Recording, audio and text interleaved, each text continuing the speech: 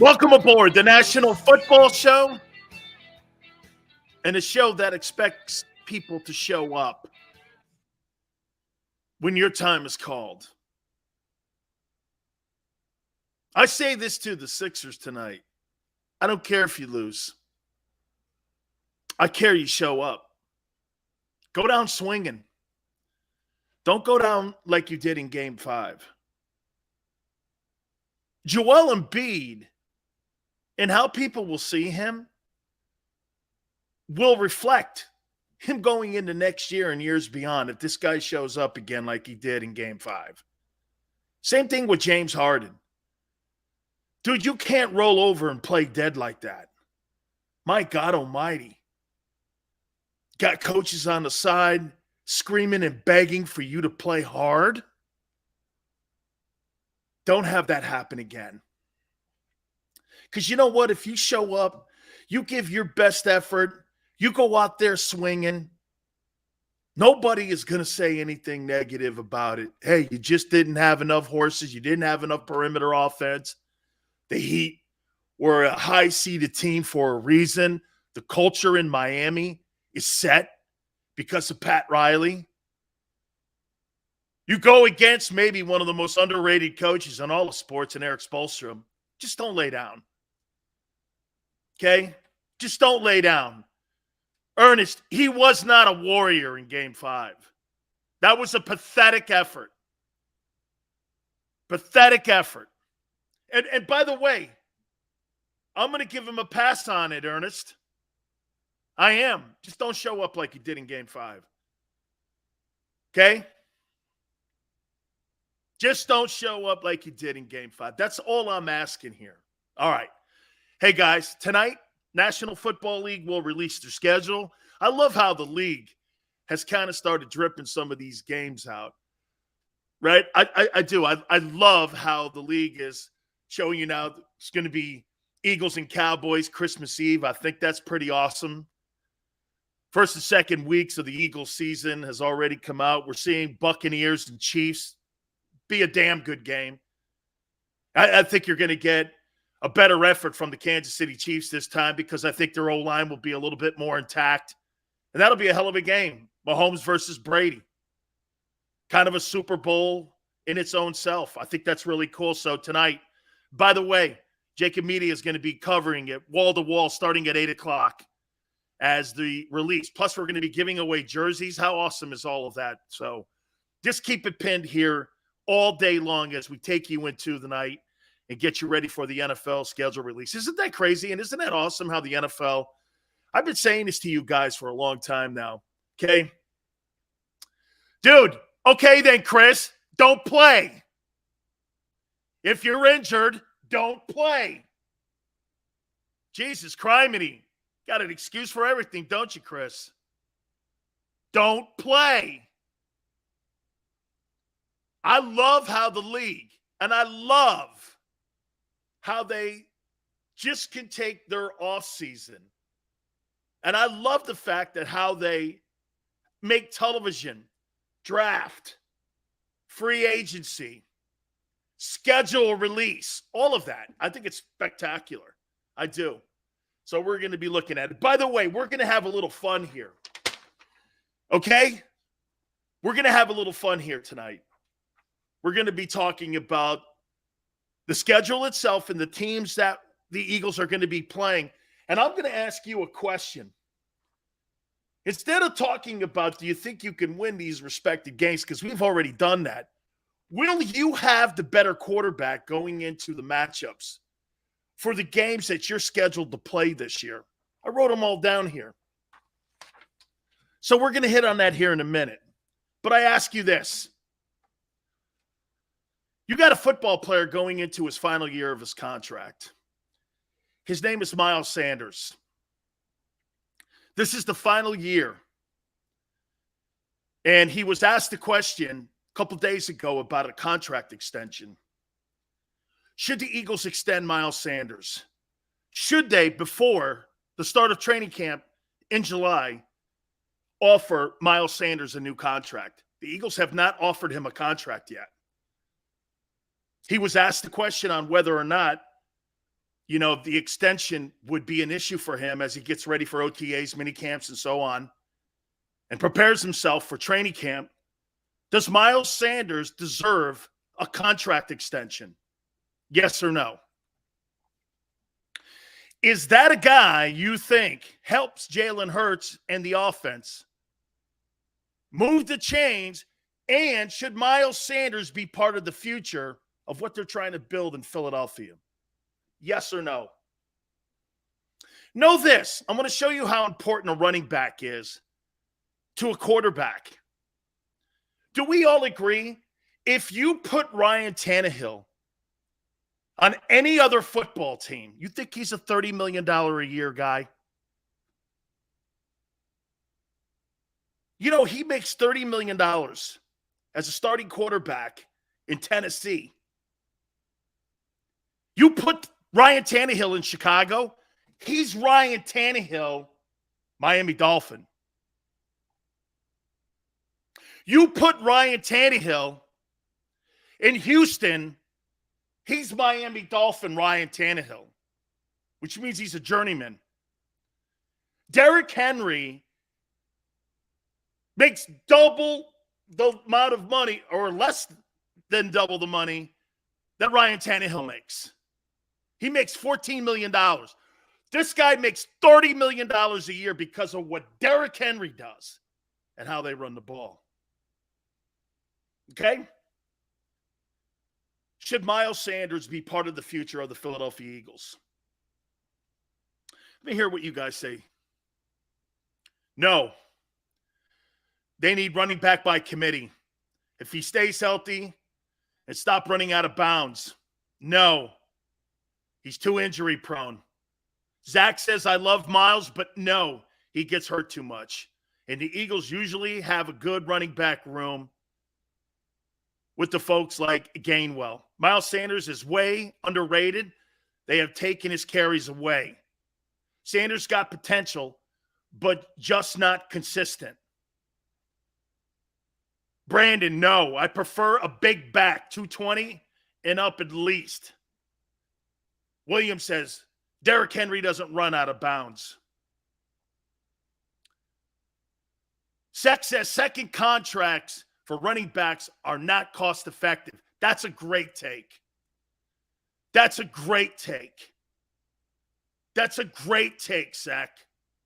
How many second contracts outside of the dude in Tennessee have you seen running backs fulfill and play into?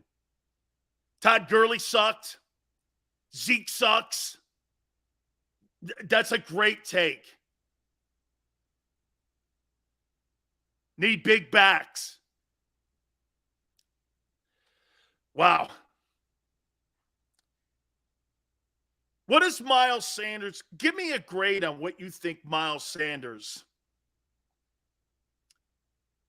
and his performance since he's been an Eagle has been. Let's evaluate this fairly here, because the Eagles have not put a contract on the table yet for him. They have not. What does that mean? You're going into your final year. This is his final season. You're going in, and here's kind of like a prove it Howie thing for Miles Sanders. C+, B-, C, C. So you think he's average. Are you going to pay Miles Sanders $10 million? Let's take a look at what the franchise tag is for running backs. Okay? Let me ask that question.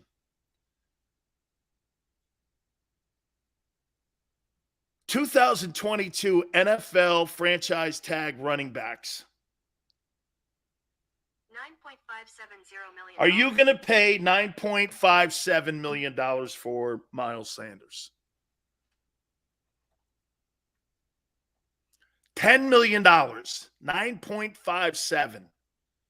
Are you paying that for Miles Sanders? Do you think the Eagles let him walk at the end of this year? Ernest says, F no. Matthew says, yes. Do you think Gronk could start as a running back? That'd be great, man. I do, actually. He's Saquon Barkley, 1.6 yards a carry with one 40-yard run in a game. Sorry, but no. We paid Blunt only $2 million. Williams says, walk that way. I think he walks. Chris, I don't think he walks. I think the Eagles push him out the door and they don't offer him a contract. Top 5 O-line in the league, get a third-rounder, he'll succeed. You must be Bill Parcells' spokesperson because that's what Bill Parcells thinks. Randall says, supposed to have good players during free agency next year. Running backs are the easiest replacement, says Dan. Here's my take on it. I'm not paying that guy. I'll offer that guy $3 million, $4 million tops. $4 million tops. I mean, I don't even know if I want to offer him. Because I could go into the draft, I could go into free agency, and with that offensive line, the offensive line is what's running this thing here. And plus the quarterback. The quarterback is more instrumental in the running attack than the running back is in the Eagle offense. Now that's going to – but you know, I just thought of something, though. If you're going to change to a passing offense, that running back has to be instrumental. You can't keep having Jalen Hurts run the ball. You see, this is kind of what we hit on yesterday.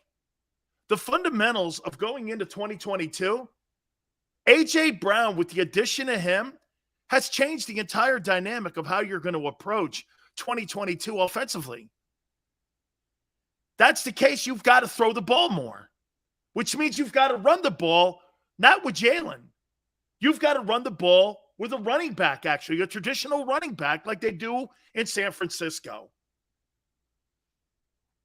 You can't count on Jalen to run for 950 yards and think you're going to turn 2 wide receivers into 1,000. Think about what you're saying there. You're basically saying that Jalen Hurts has got to put in a season like Lamar Jackson, 1,000-yard rusher, and he's got to turn 2 wide receivers. Hell, Lamar Jackson couldn't even do that. Why do you think Hollywood Brown wanted out of Baltimore? He wasn't being used effectively enough because Lamar was about effective third down passing, which is not going to be big yards and big catches and big targets for any wide receiver in Baltimore. Yet everybody is saying this to me. Well, you know, we're going to see 2,000-yard receivers. The running back is going to be effective and important, and the quarterback's going to run for 900 yards, and the quarterback's going to throw for 4,200 yards. That's pretty lofty goals you got thrown there on Jalen. Am I right? So you want Jalen Hurts to turn 2 wide receivers into 1,000-yard receivers, run for 900 yards, and be that guy? Wow, that's an awful lot. That's an awful lot, man. I think they're unrealistic expectations. Something has to go. Jalen's running. His yards have to come down, which means a running back has to be instrumental. That's why I brought this up with Miles Sanders. Miles Sanders and the running back position, this is where you start. Play action pass, screen game. If you don't have play action pass and a screen game, 1,000-yard wide receivers are off the table, man. Jalen can't be a 950-yard running quarterback if you want 2,000-yard wideouts. By the way, think of this for a second. Can you name me a guy that ran for over 900 yards and had 2,000-yard wide receivers in NFL history? You want Jalen Hurts to do something that no quarterback in history's ever done. You couldn't name me a guy with 2,000-yard wideouts and 900 yards rushing. Name me one. Name me one guy, one quarterback that has done those feats. I mean, we're talking about 42 and throw for 4,200 yards. What goes? The running back position has to be addressed. Look at what you have going on here. Dude, I'm talking quarterback. Steve Young never ran for 900 yards in his entire career. Are you crazy? 900 yards.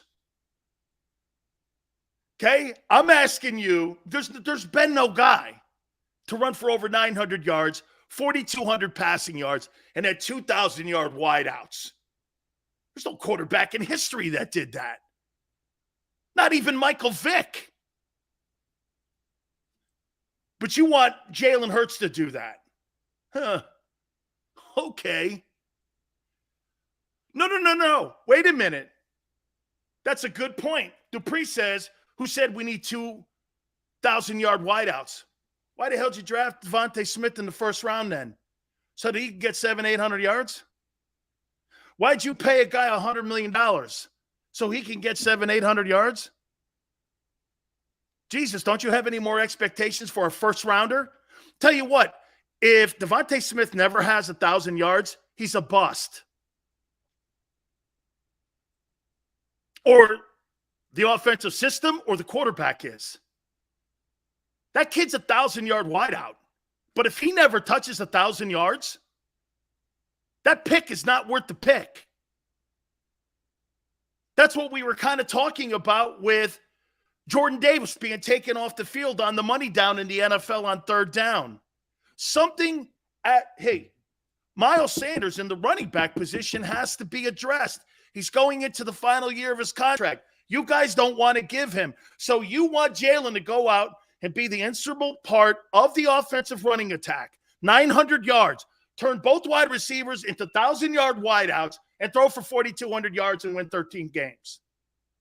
Really?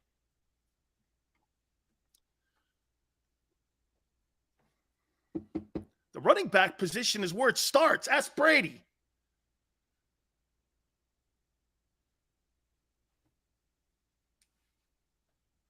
Hey, Eastside Monster, all I'm saying is we have been talking the last couple weeks about the impact of AJ on Devontae. I brought up Miles Sanders' contract is up. If you're going to improve as a passer, your number of rushes has to come down and your yards have to come down. I said this. If Jalen Hurts, say Jalen wins 10 games this year, but he has less yards rushing and more passing yards, and the receivers are eating, and they're eating, he got better. If you're still winning games because Jalen's running the ball and your receivers are under 1,000 yards, that's not what they're looking for. And they'll go into the draft and get a quarterback, one of those 7 that'll be in next year's draft. See, I thought about this when I looked it up and saw that Miles Sanders' contract is up. Okay? So you have an issue at cornerback 2. And what do you do at running back?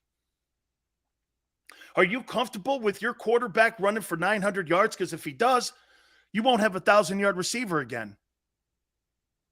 You'll be around 3,200 passing yards. Someone will be close. It won't be Devontae. It'll be AJ because you paid him $100 million. And then what you did was you stopped the growth of the first-round draft choice.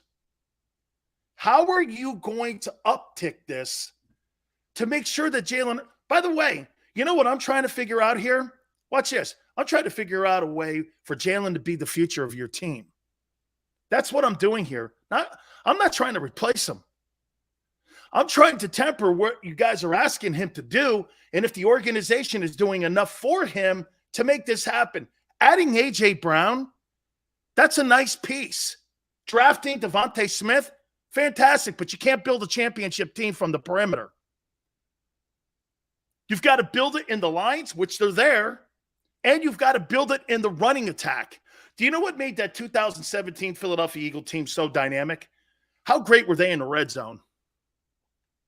Man, that LeGarrette Blount, he could smell that end zone, couldn't he? He could smell that end zone. Smelled it when he was in New England. Smelled it when he was in Tampa. Smelled it when he was in Philly. That guy could smell the end zone, man. What a great red zone back. Okay? D-Train, see you later. No one's bashing anybody. I just got through telling you we're trying to figure out how to keep him the job. See you, dude. Okay? Miles Sanders. I asked you about Miles Sanders. You guys said no. So you're going to rely on Jalen running the ball for 900 yards. This is not ripping. This is not ripping. I'm trying to figure a way that he can keep the job for the next 5 years. This is not ripping. You're going to let Miles Sanders go. Okay? You're going to let Miles Sanders go. Zach says, so what are your expectations for Jalen in the offense? I just told you, Zach. I want to see Jalen. He can win 10 games. And if he's doing it with less rushing yards and he's doing it by throwing the ball more, I'm seeing improvement. I'm good with that. That means my wide receivers are eating. That means my wide receivers are getting into the game. That's the NFL today.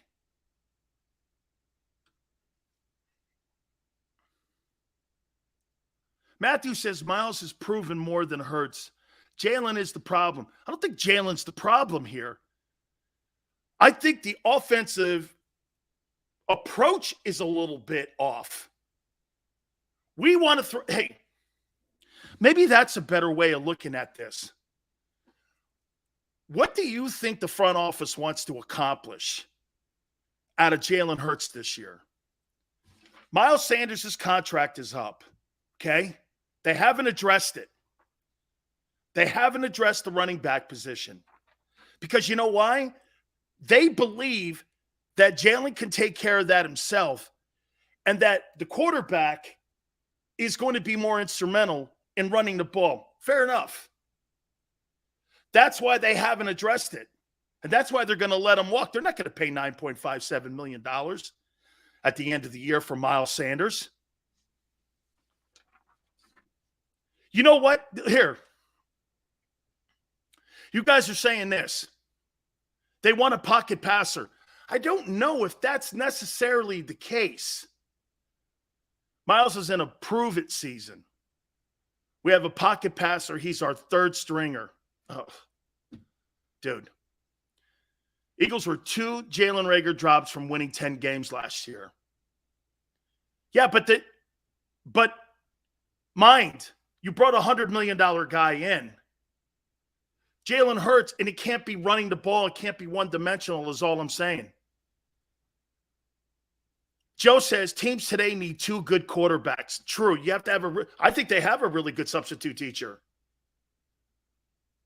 I do. I think they have a really good substitute teacher. I think they have a great one. Jeremiah says that's a direct result of Jalen's abilities or lack thereof to try to throw all over the field. Again, I want it to be known here. This is what I'm looking at with Miles Sanders and his contract being up this year going into his final season. You guys don't think they should re-sign him at $10 million and get just another guy in there, which means you guys are assuming that Jalen will be the number one focal point in running the ball.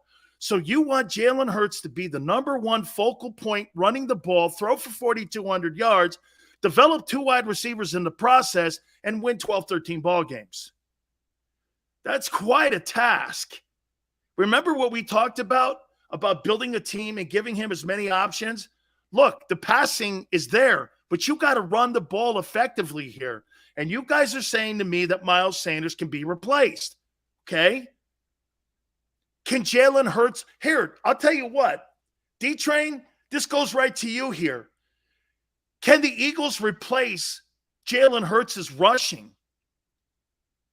Can they replace his rushing attack? That's a better question here. Can they replace that running ability of his? Okay? Carson Tillman, stop at what? I'm only talking about the fact that the Eagles don't want to address the running game. Or I should wait, Miles Sanders. Okay? Zach says, no, we can still run Sills if Miles walks. Gainwell, probably. Okay? Because, hey, look, you guys remember what they did in that. I don't know how you guys are seeing ripping here. Nobody's being ripped. I haven't ripped one soul yet. I'm only asking. Wow.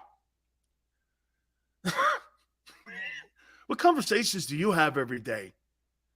My goodness, man. This is how people talk football. Talk about getting better every day. Not being complacent. Not ripping anybody. How are you addressing letting Sanders walk at the end of the year? Are you putting more of an emphasis still this year on running the ball? Obviously, the organization doesn't think too highly of Sanders. Because you know why? Here, know this. Did they not give Jordan Mailata?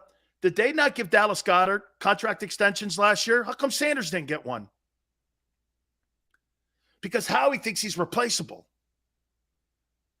Okay? Okay, right? Big Sill, some people just too sensitive. On what, though? But what's the sensitivity on it? Expendable. GT, if he's expendable, that means you're relying on Jalen Hurts to run the ball a lot. So which is it? Run the ball a lot or throw the ball and start to develop as a passer? How can a guy develop as a passer when he's constantly getting banged up the way he is? Ask Cam Newton that. Ask Michael Vick that. See, this is where I have a fundamental conversation on a quarterback getting better. I'm talking about the things that Jalen has to do to get better so that he keeps the job and we want him to have the job. I'm not rooting against the kid. Whatever you guys may come up in your own little fantasies. I'm asking you going forward. I saw this again, like I said, with Sanders here. They obviously think he's replaceable because Jalen is going to have the majority and the bulk of the running responsibilities in this team. Because Howie would have addressed it. You guys are saying to me that Miles Sanders has had a C career as an Eagle. Is that fair? Sanders has had an average. Would you agree, Sanders? I haven't watched enough of the kid. I can't make a comment on him or not. I'm asking you to. I'm not making a comment on him. I don't know because I haven't watched him enough. So for me to sit here and rip him, I'd be ripping a guy I don't watch.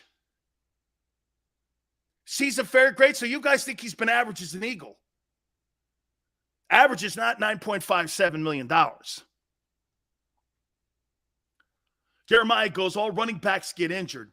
So the philosophy then is, again, the quarterback's got to take the brunt of the running attack this year going into 2022. Okay? I'll tell you what the perfect world would be. You know what the perfect world would be this year? A.J. Brown's impact on Miles Sanders. Miles Sanders gets 1,100 yards rushing. Okay? He gets 1,100 yards rushing, and Jalen's down to 500 yards rushing. He'll throw for 4,000 yards. Okay? You've got it. There's got to be a give and take here. That's kind of what I'm only saying here. There's got to be a give and take. Okay? That's all. So if you think he's had an average career, okay, I think that's what Howie thinks. Okay? That's all this conversation is. As a matter of fact, you guys are thinking more in line with what the general manager's thinking. If Miles Sanders puts up 1,100 yards this year and he takes the heat off of Jalen and you see more of a screen game, and your wide receivers are catching 1,000 yards, 1,100, 900, one guy gets close to 100 catches, that kid's going to get a contract extension. And I mean Jalen Hurts. All those dynamics have to happen for Jalen to get a successful contract extension. He can't be the focal point. Look at how it's tearing up Lamar Jackson. Let's ask this. How about this? How many more years do you think Lamar Jackson has with that style of football in Baltimore? I think this is the big debate in Baltimore. Give him a 5-year or 3-year contract extension. What do we give that guy? How many more years do you think in Baltimore before we see something, God forbid, catastrophic happen? Matthew says 5. GT says 3. Joe says 2. You're going to give a quarterback $50 million on a 5-year contract extension when you guys are saying that his life expectancy as a player could be between 2 and 5 years?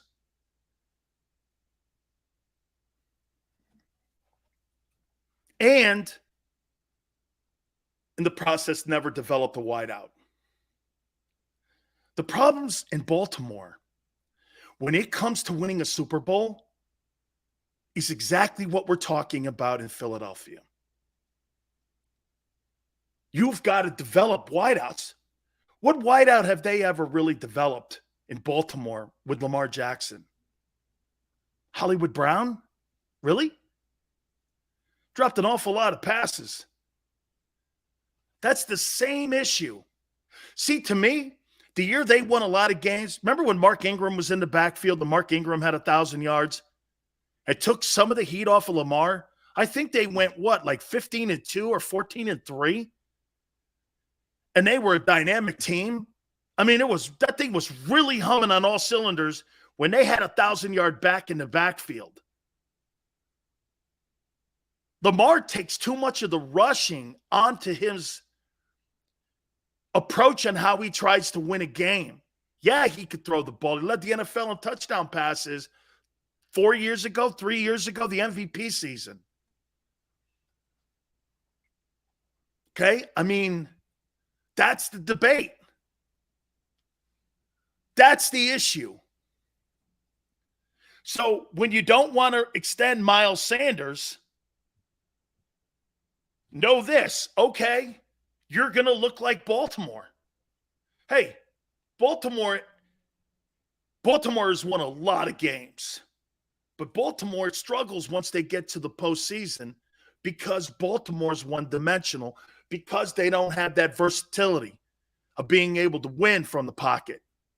That's why Lamar gets stopped in the postseason.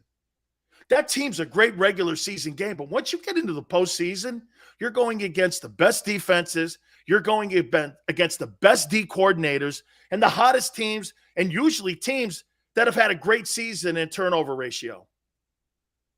You know, the teams that turnover ratio, to me, that's a trend. Sometimes you're there, sometimes you're not there. That's not something that you can prepare for. Some years you have great turnover ratio. Some years you have really crappy ones. So, again, you guys say not to extend Miles Sanders, okay? Then to me, what Howie's going to do is he's going to go into the draft next year and he's going to draft another back, probably in the 3rd round like you guys say, because he's certainly not going to pay $9.575 million for a C guy. And again, I'm not saying he's a C guy. You guys are. Because, again, I haven't watched enough of Miles Sanders. And most of the time when I do talk about Miles Sanders, he is nicked up or banged up, not available for an important game, especially in a stretch run like it was last year. Okay? Especially in a stretch run. Okay? All right. We're going to take a break. We're going to catch up with our friend Beasley Reece, Philadelphia sports media broadcaster Hall of Famer, winner of 3 Emmy Awards, was there at CBS 3. He is now the CEO of the NFL Alumni. Can't wait to talk to our friend. We'll talk about his time in Philly. We'll talk about the Eagles. You know, he's actually also an Eagle Scout. We'll hit up that next. Please hit the like button. Keep it right here on the National Football Show.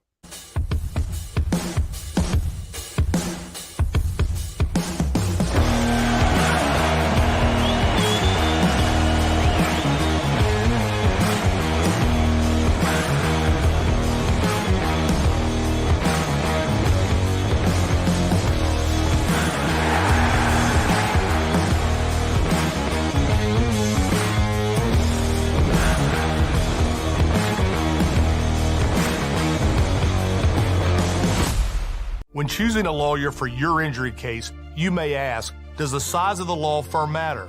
Well, of course it does. The insurance company, they're huge with unlimited resources. And whether your case is big or small, they're built to bully you out of the money you're owed. But here's the good news. We're big too, the biggest actually. And we're built to fight to make them pay for all that was taken from you. Size is our strength. There's only one Morgan & Morgan, forthepeople.com.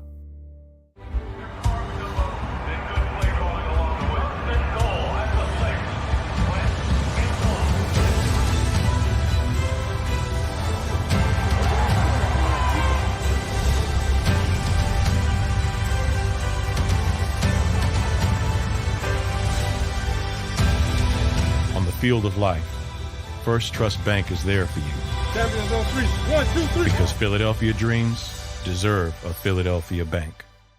Do you stream on a Roku, Fire Stick, Android TV, or Apple TV? Now you can watch 6ABC 24/7 with the 6ABC Philadelphia streaming app. The big story on that. Can you search 6ABC Philadelphia and start streaming today. In Philadelphia, we celebrated the miracle with pride only 5 years ago. And then the following morning, IBEW Local 98 members went back to work, building this city, rescuing our communities from decay, and inspiring the young men and women of the region to take pride in who we are. Like the Cats, Local 98 members believe in hope.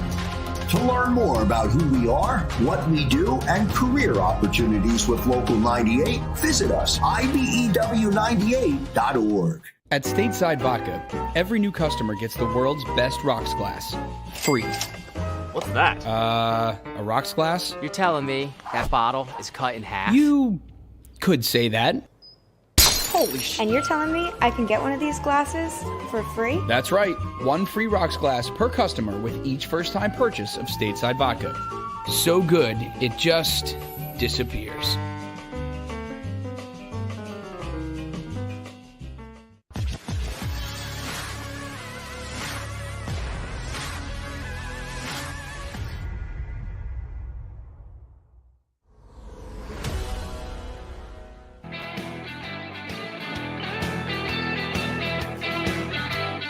Appreciate it. Appreciate everybody coming aboard the National Football Show. Thank you so much, guys. We're efforting our friend Beasley Reece from CBS 3. Was there for, God, I think he was there for like 13, 14 years. Now he's the CEO of the NFL Alumni, so hopefully we're able to catch up with him and get his tune. Hey, Miss Brooks, how are you? I know Bear's playing some golf today. Very cool. Playing in the Jaws tournament. Love it, man. All good, man. Way to go. Hey, she says, I am her son from another mother. Absolutely. I am. I am. I'm looking forward to seeing who the Eagles play tonight. By the way, we're going to play a little fun game here in a second here. We're going to talk a little bit about the Eagles' schedule here. Obviously, the releasing of the schedule. You know what?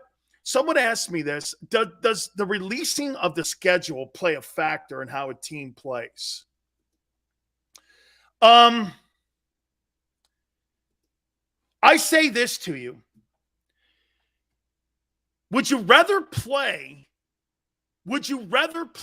your division games early, back-to-back, or would you rather play them late? Because the war of attrition, okay? The war of attrition plays a toll when it comes to a regular season. You got to have really a great roster. And one of the things that I think Howie gets a lot of love late. One of the things that I really love, okay, is the roster that Howie has built. Howie Roseman has built the 53. How about that? That's a great question. Guys, do you think that this roster is as comparable to the 17 roster when it comes to depth? I'm not talking about experience. I'm talking about the depth of the team. Do you think that this team has the same talent on it as that Super Bowl team? Boy, the lines are awful good. GT says yes. Christmas Eve against the Cowboys, Chris. That's going to be awesome. Carlson playing the Cowboys Christmas Eve. Hey, man, that's a great Christmas present. One Strong says, no way. Love playing Dallas late. Putting aside the DB situations, yes. Jesse, late. Team knows teams already. Backups can do better when it comes to situations like this. You know, the one thing is when you're playing common opponents like you're playing your divisional opponents, make no mistake about it, there's a case there that you know what you're – that's why the Buccaneers struggle mightily against New Orleans each and every single year. They always struggle against the New Orleans Saints, have for decades. It's because of common opponent. Better receiver room, definitely, Phillips says. Similar, but the 17 team has the upper edge. Besides, no receivers, Matthew says. Jim says, really deep on both lines this year. I agree. I think your rotation on defense this year may be better than that Super Bowl team.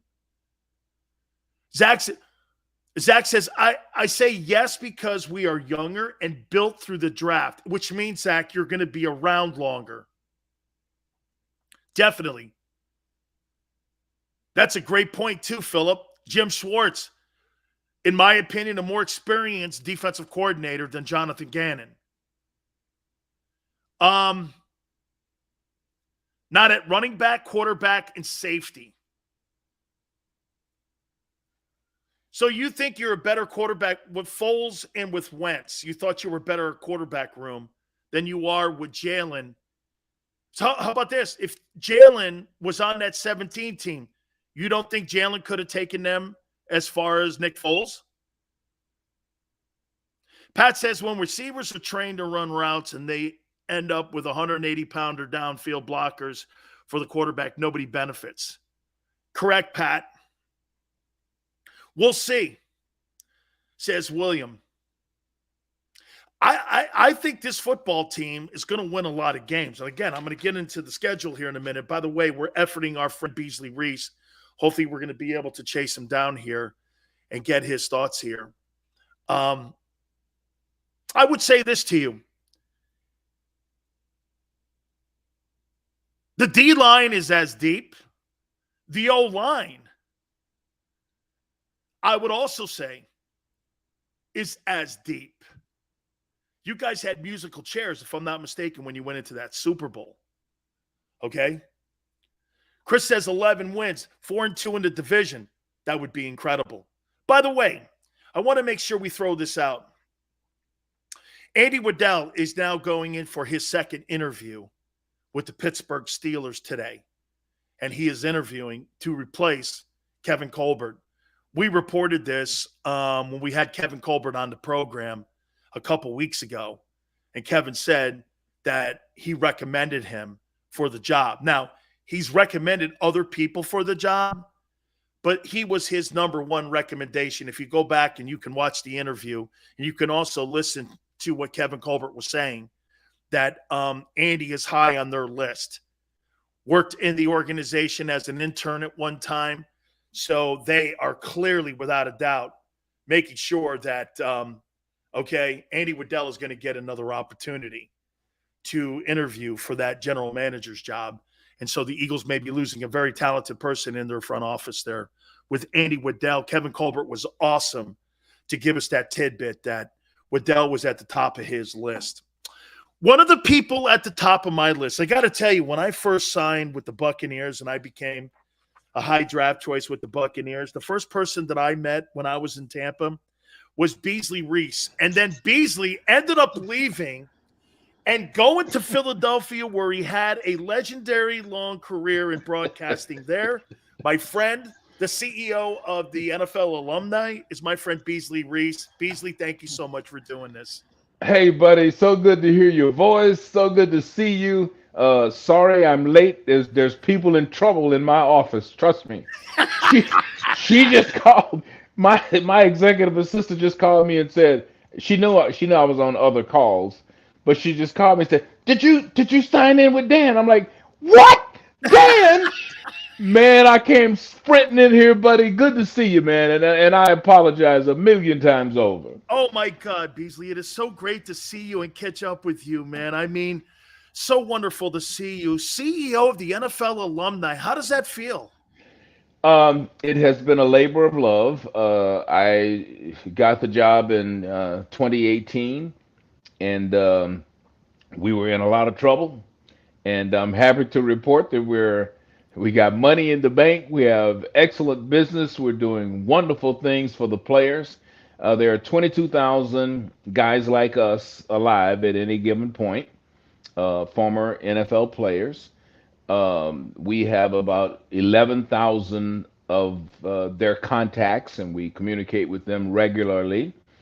Our benefits have become more health related because of the situation that many of our brothers are in, but we also have wonderful travel benefits and other benefits that really help. My theme is help our players live better in retirement. So I'm very proud of the work. I got to show you something, Beasley. Let me get this right here, okay? And I'm going to show you another thing here. So NFL alumni, Big Sills finished third down in Florida at a golf event there. I finished third there at the World Series of Golf. Yes. And yes. Hard. I mean, hey, yes. We're all NFL alumni guys. Yes, brother. I love it. So good to see that. I do. Beasley, what was it like for you broadcasting all those years in Philadelphia? Well, it was, first of all, it took a lot of hard work because as a former Giant, we, you know where I'm going. They would rather see me hanged in effigy than as one of their sportscasters. But I went in, man. I just worked hard for 2 or 3 years. I earned their trust. That is Philadelphia. Blue collar, hard work. If you show that you care about the community, I emceed everything. I volunteered everywhere. And once they saw that I was for real and that I was falling in love with the city and the area, I'm a history buff, and to live in Philadelphia, my office, my first 10 or 15 years there was on Constitution Plaza, across the street from the Liberty Bell and all of this history. Thomas Jefferson's house where he wrote the Declaration of Independence, Liberty Hall where everything was signed, and the back porch of Liberty Hall where the statesman read to the farmers after ringing the bell to come to town, and the declaration that we are an independent country, and the fear of it was palpable of what is about to go down. The British are going to come in here and blow everything up. And just living that history every day was amazing. Beasley, me talking to the Philadelphia fans as I do now today, I learned one thing about them. They just want you to show up to work, put a good day's work in. If you give your all, they're going to reward you with their loyalty to you. Amen. But when you don't, like a Ben Simmons or whomever, players that have gone into the place and not given max efforts, they're going to let you know about it if you don't show up. And to me, I think the city of Philly gets a bad rap when it comes to their fans because they're some of the most intelligent people I've ever spoken to. I mean, Beasley, they know every stat. They watch game film. They know the history. The craziest fan base I've ever been around, but the most intelligent.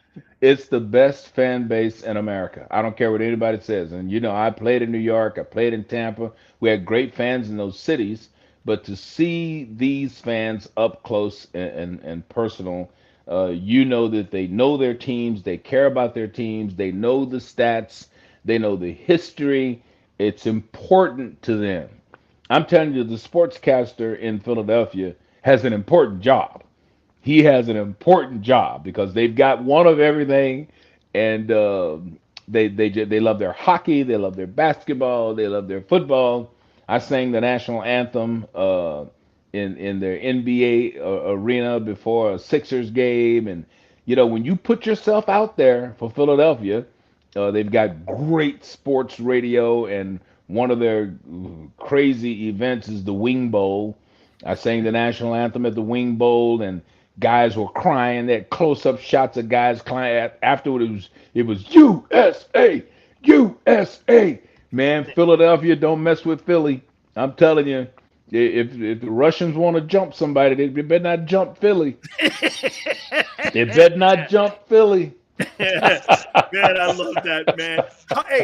How about the importance of that Super Bowl win to a city like Philadelphia? How big was that win?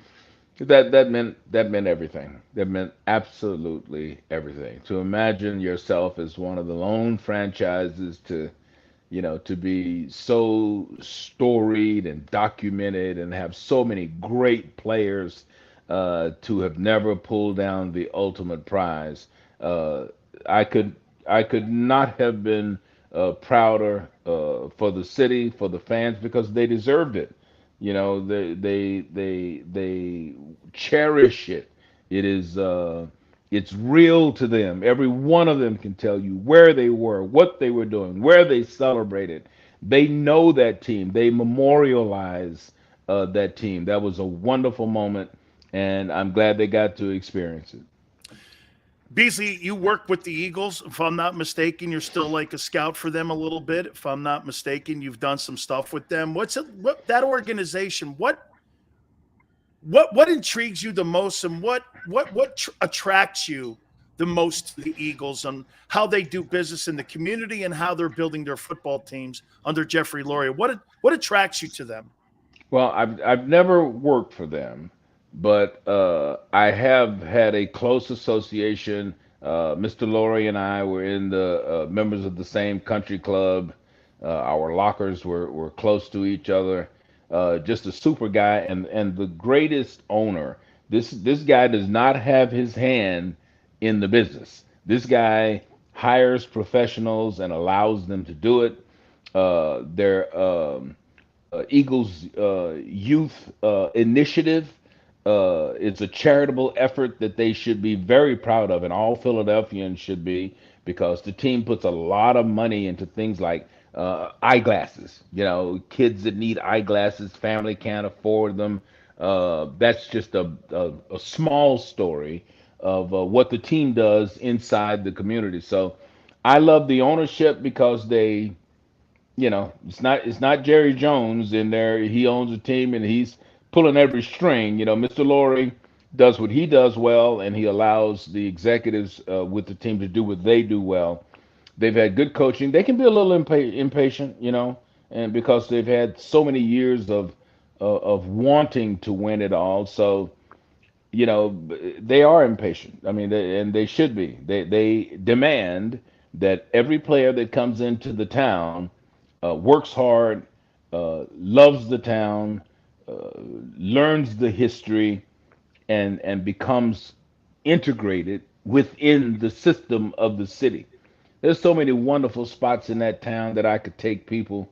I mean, just awesome, for the greatest food and the greatest fun. The park system is the best in the world. Fairmount Park is miles and miles. It might be the largest city park in America. I believe it is.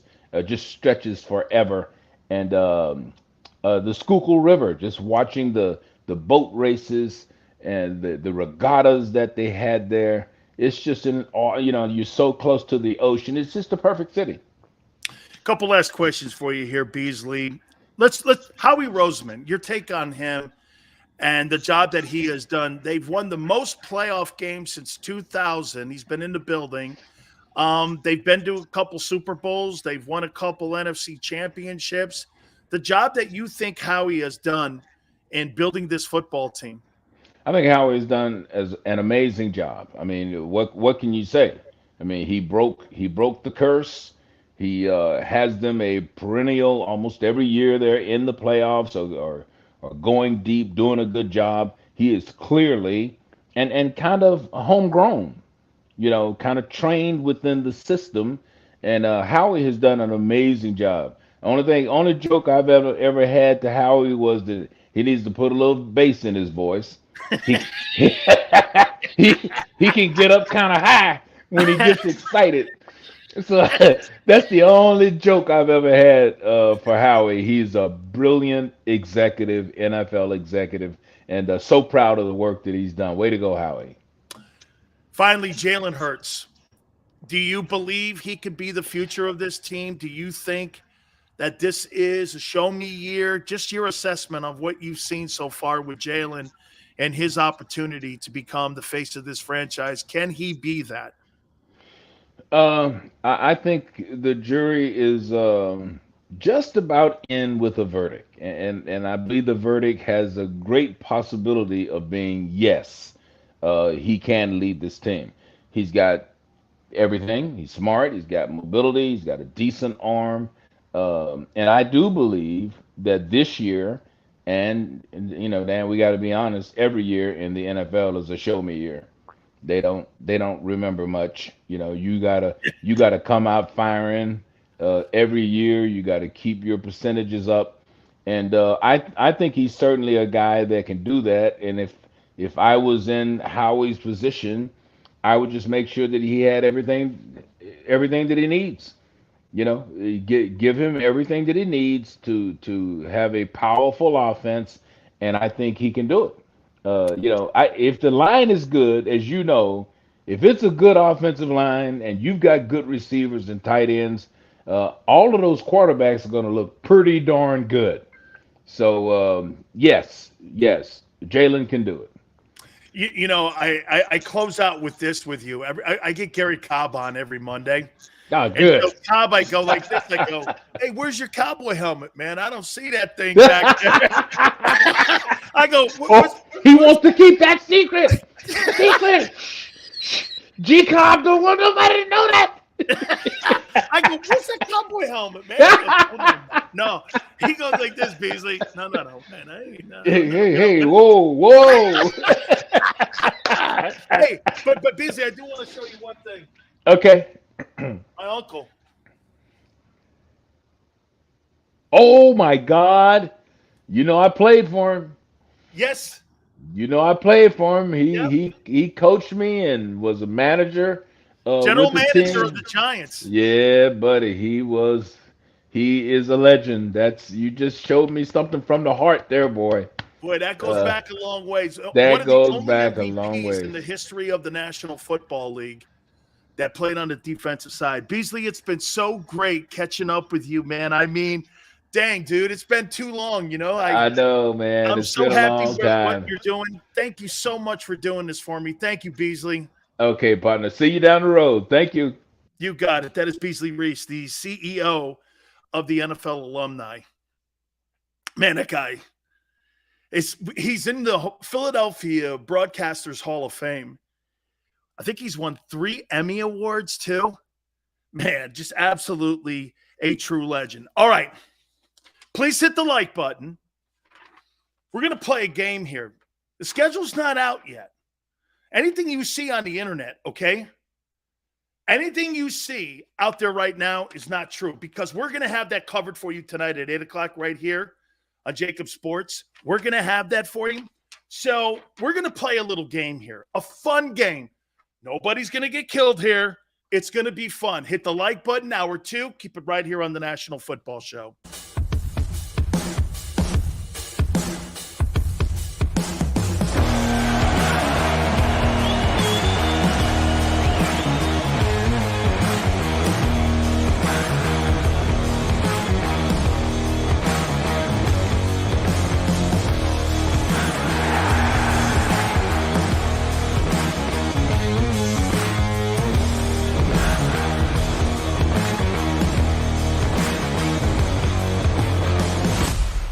After a car crash, the big insurance companies you see advertising on TV, they may try to downplay your case and might say it's only a fender bender or it's just a herniated disc.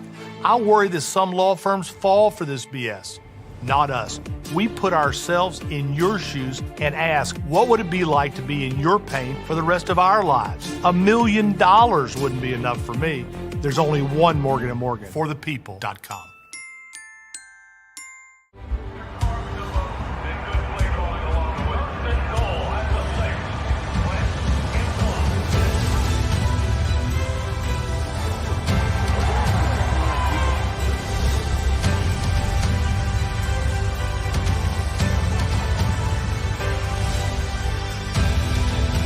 Field of life, First Trust Bank is there for you.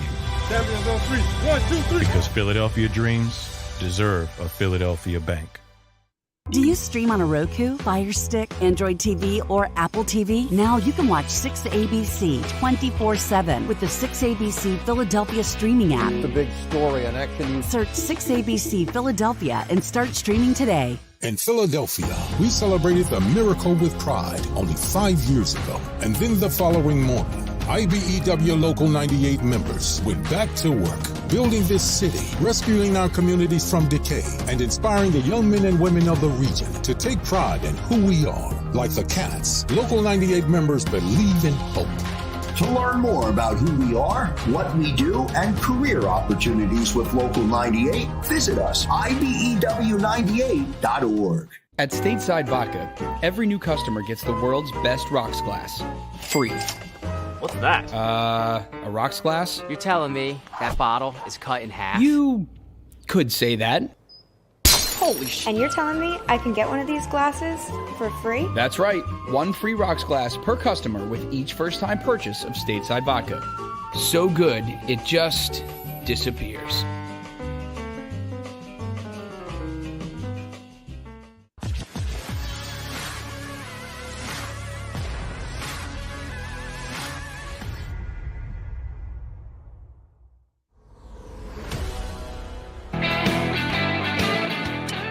Hour number 2, National Football Show. Please hit the like button. I listened to my old station in San Francisco, KMBR, today for a little bit. Do you know what the number one topic is? What do you think the number one topic is? It's not the Giants.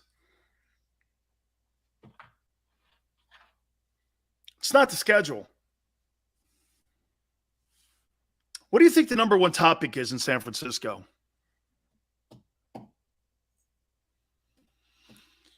It's whether or not John Lynch should move off of Jimmy Garoppolo. That's right, Eastside Monster. The number one topic in San Francisco is the quarterback position. The number one topic in Chicago is if Justin Fields is the right guy. It's not the Bulls. It's not the Blackhawks. It's not the Cubs. It's not the White Sox. It's if Justin Fields is the right guy.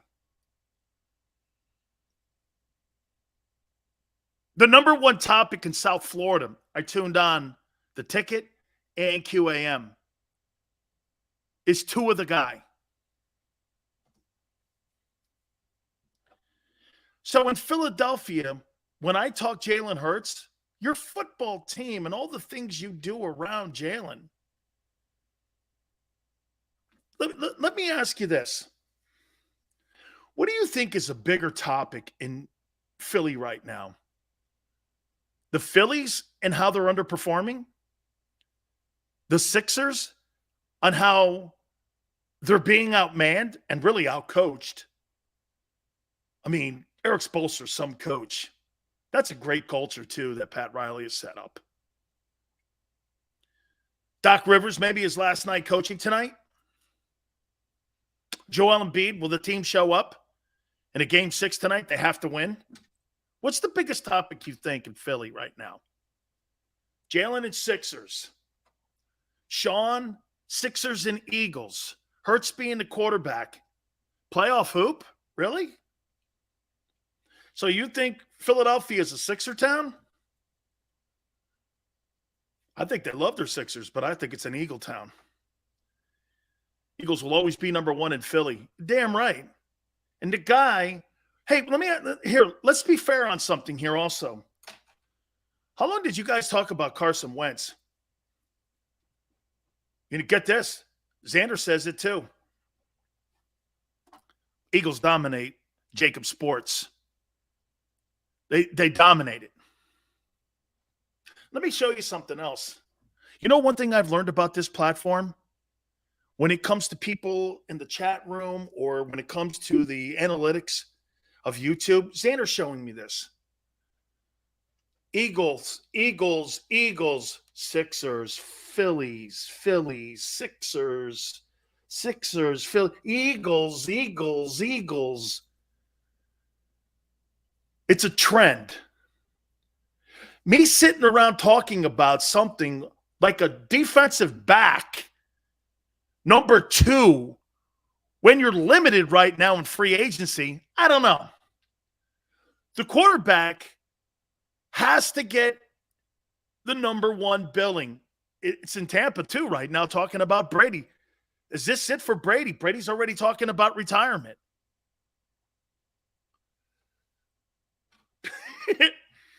Thanks, Chris. Appreciate it.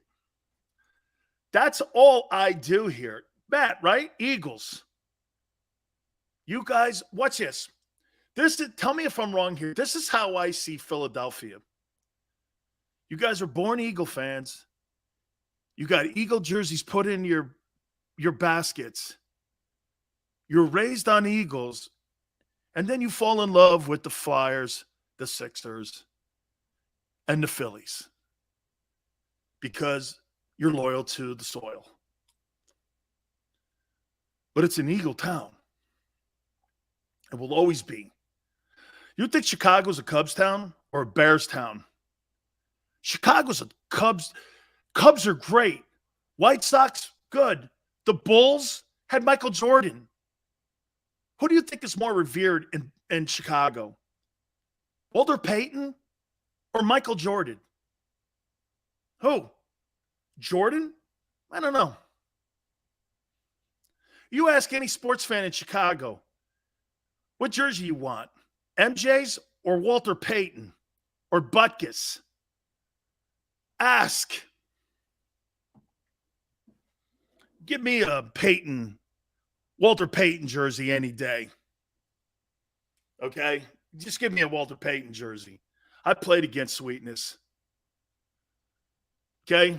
Jordan number 23, pretty close. I would say it's close between the Mount Rushmore in Chicago. Jordan and Payton are on that. Walter Payton, man, is a god in that town.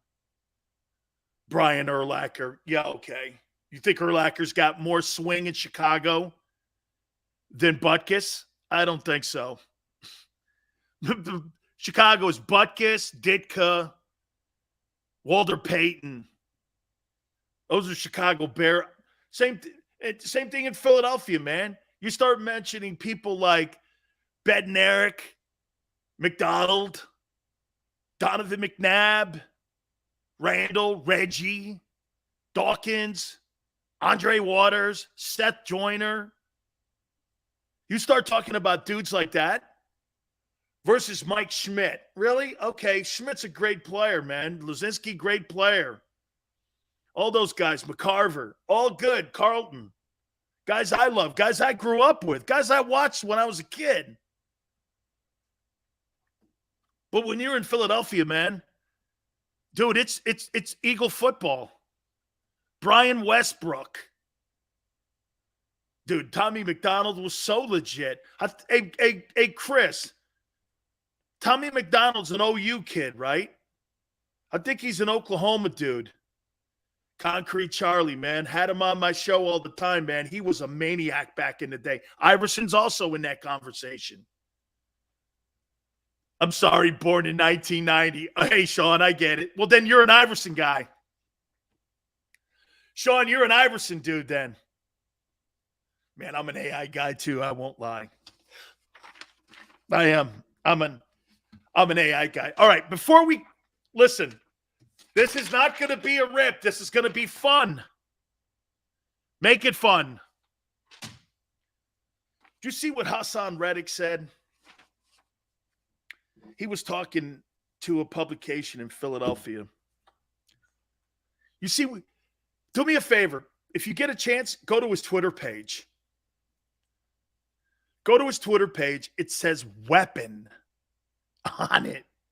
He sees himself as a weapon. Okay? A weapon. He says, yeah, man. What's the words he says? I'm not your typical edge rusher. These are the words he's using. GT, did you see it? Weapon. I'm not your typical edge rusher. I freaking love this. This guy's got an attitude and he's a shit talker. Hey, I'm not going to lie to you. I don't really know much about Hassan Reddick. Okay? I really don't.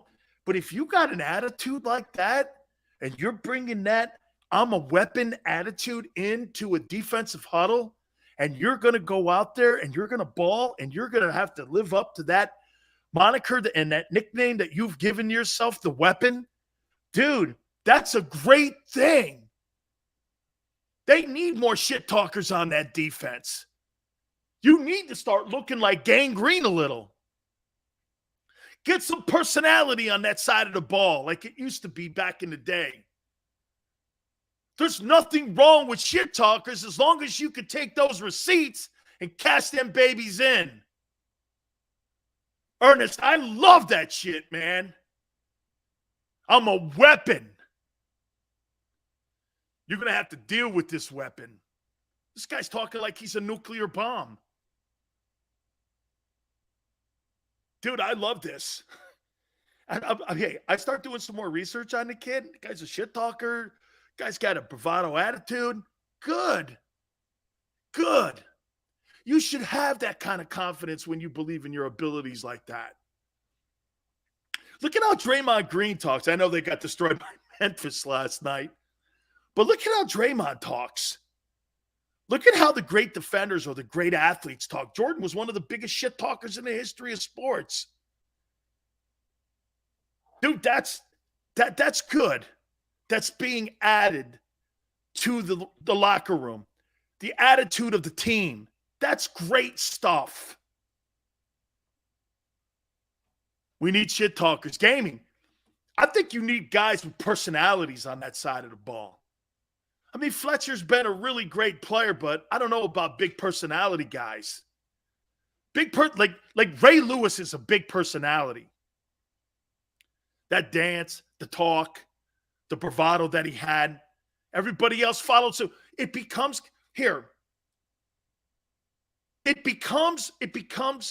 contagious. I'm here. When you got a bunch of shit talkers, and trust me, I come from the school of shit talking.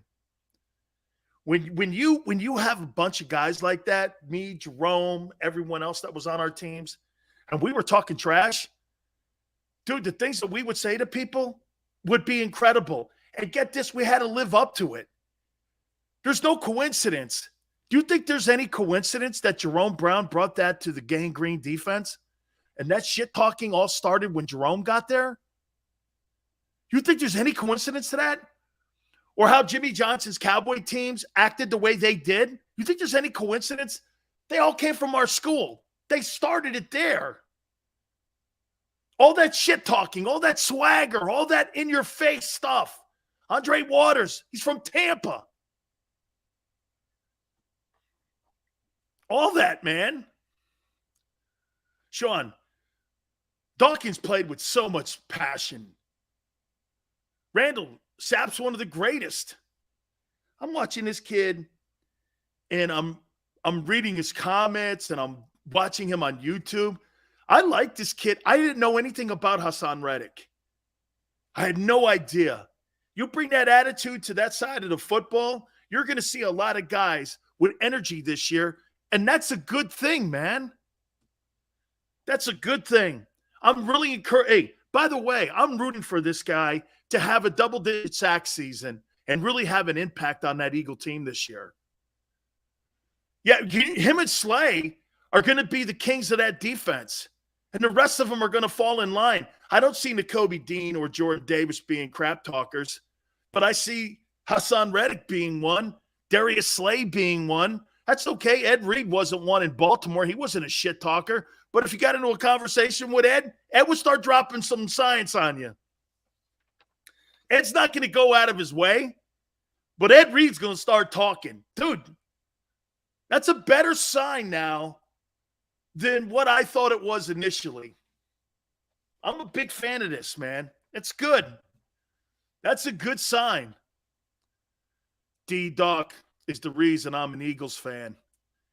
Have his signed jersey. That's awesome. Did you play against Bob Avellini? No, I didn't play against Bob Avellini. I played against Jim McMahon and Mike Tomczak, Pat. They were the quarterback. The final season of Walter Payton's year was 1987. I played against Jim McMahon and Mike Tomczak and Walter Payton. I played against the 87 Bears, 2 years removed from the 85 Bears. Boston got to give up that name because Hassan is the real giant killer. Cal, man, I love what I'm hearing here with him. Go watch Brandon Graham mic'd up, Big Sales. Oh, I will, man. Really? Another one. Okay. Can't talk today, Smile? I guess so, man. The taunting stuff, okay. Just know John Madden was an Eagle. He was an Eagle, man. Yeah, you're opening up with Detroit. Is that right? What is it here? Week 1, Lions at Ford Field. And then week 2, it's Minnesota. Way to go here, GT. Let me ask you guys this. We've already asked you to do this. Let's do a little exercise here. The schedule will be released tonight. JAKIB Sports will be all over it tonight, starting at 8 o'clock. I'm going to jump on the horn there, too. All of us are going to be doing it star-studded tonight. We're all going to be giving our input on what's going on with the schedule release for the Eagles and for other teams. Also, teams in the NFC East, which will be big. What I still can't get out is, how do the Dallas Cowboys have a weaker schedule than the Philadelphia Eagles, and the Eagles were the wild card, and the Cowboys won the division? I still don't get that, how that worked out. Okay, well, this is what I've written down here. I've written down all the opponents. And I'm going to let you answer and not me. Because you guys think that I talk trash on Jalen. Okay? I'm going to ask you a question. All 17 ball games, obviously common opponents in the NFC East. Who enters that game with the best quarterback? Fair? Let's start it off with Washington. Commanders. Who has the better quarterback? Carson Wentz or Jalen Hurts? Washington Commanders, obviously, at FedEx and at the Link. Eagles. Hurts. Philly.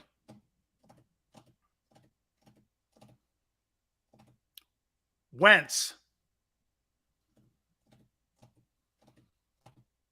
Philly.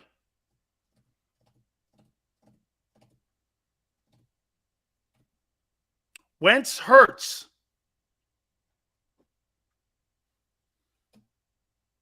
I agree with you. Tied? No.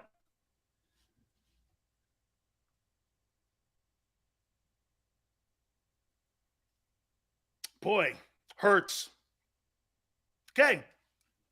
I'm going to go with what you said. Eagles.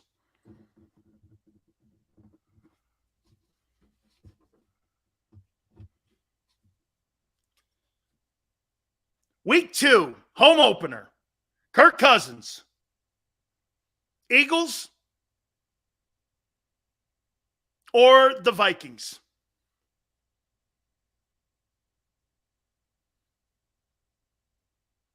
Who has the better quarterback in week 2, your home opener? Minnesota. Kirk. Eagles. Cousins.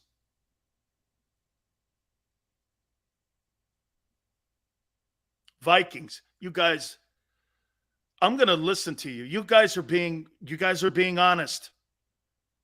Some of you.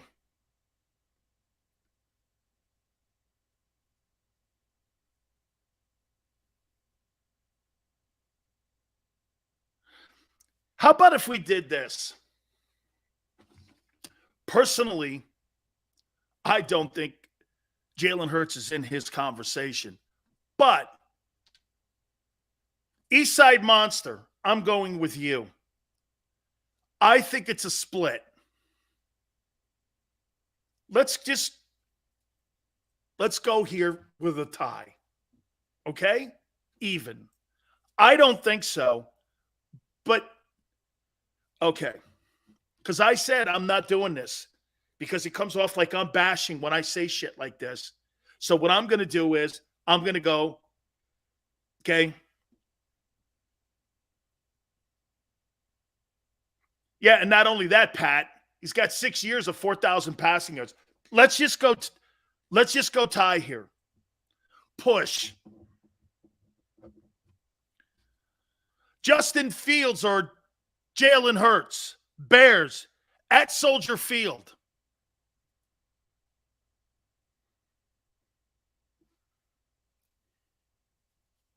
Who's got the better quarterback? The Bears or the Eagles? Hurts. The Bears? You know, the Bears have to be one of the worst organizations in pro football. It's remarkable how bad they are. The Bears suck. That's a terrible organization.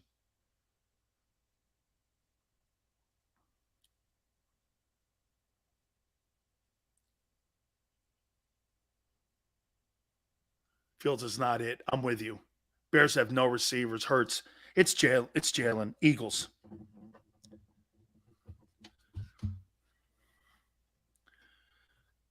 Dak Prescott. Cowboys. Eagles. Who's got the better quarterback on the 2022 NFL schedule? It's going to tell me a lot about this season as well.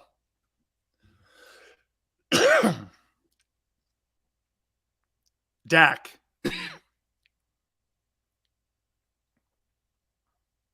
Cowboys.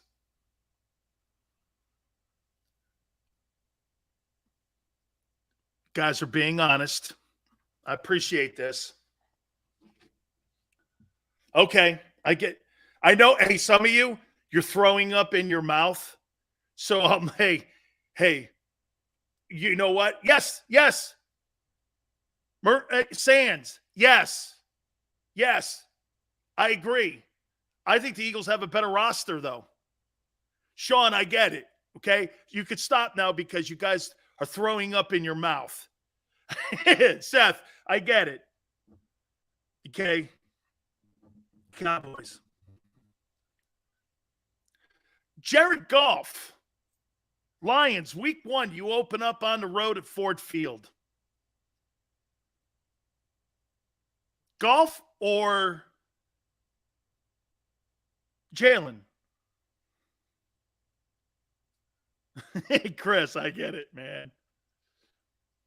Hurts. I don't need to see more. I agree with you. I do. I agree with you. Joseph, I agree with you. Eagles. So far, you got the better quarterback in the Washington game. I don't agree, but you guys think it's a push with the Vikings. You got the better quarterback in the Bears game. The Cowboys have the better quarterback, but we could say probably that the Eagles have the better roster. And you got the better quarterback in the Lions opener. Do I even need to do Texans with David Mills? Come on, Eagles. Here's an interesting one. Colts at the link. Matt Ryan, Jalen Hurts. Who's the better quarterback? Who's the better quarterback? Matt Ryan or Jalen Hurts?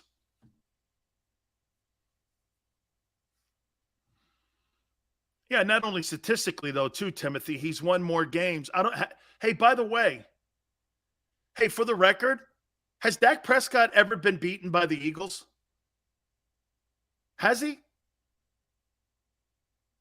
He's got some insane number against the NFC East. Has he ever been beaten? Ryan, I agree. He has. Okay, Dion, I don't remember when they got crushed.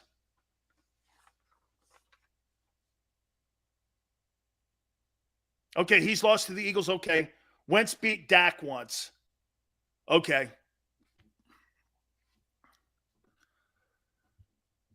Colts have the better quarterback in that game. This is still pretty good. Check it out. 2, 3, 4, 5, 6, 7, 8. In 9 games. 1, 2, 3, 4 in a push. You had the better quarterback going into your games in the first half of the season. Giants. Come on. Eagles. You got the better quarterback going. Get this.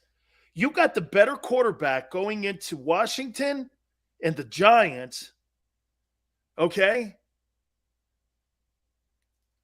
Packers. Do I really need to say anything about you're not better than Aaron Rodgers.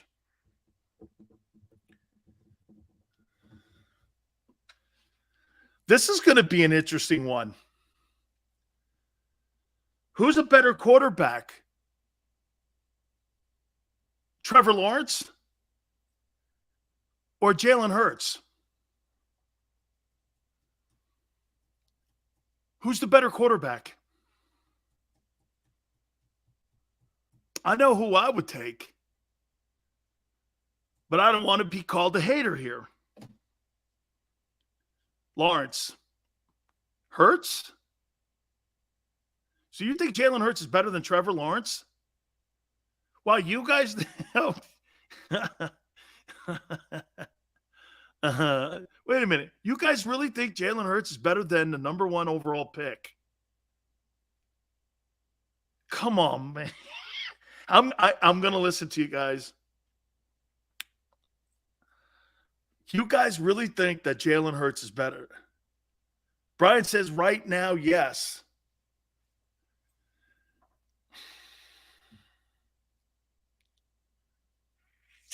I can't put that down, but I'm going to have to here because I said I'm sticking to you guys. Oh, my God. Hey, I know. Hey, Xander's laughing his ass off at me here because I said I wouldn't be the hater. You guys really think – wait a minute. I'm going to ask you again. I'm going to ask you again. You really think that Jalen Hurts is better than Trevor Lawrence? I'm listening to you guys.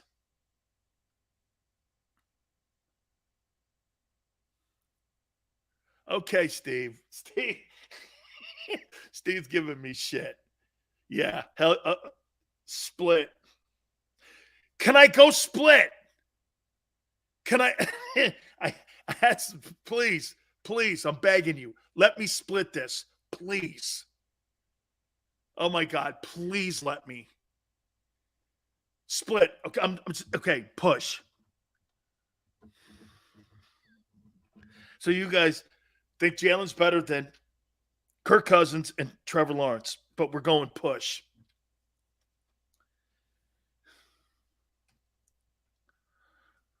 Ryan Tannehill, number 1 seed in the AFC last year, Ryan Tannehill or Jalen Hurts? Who do you think?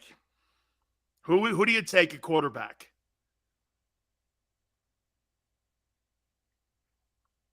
Ryan. Hurts.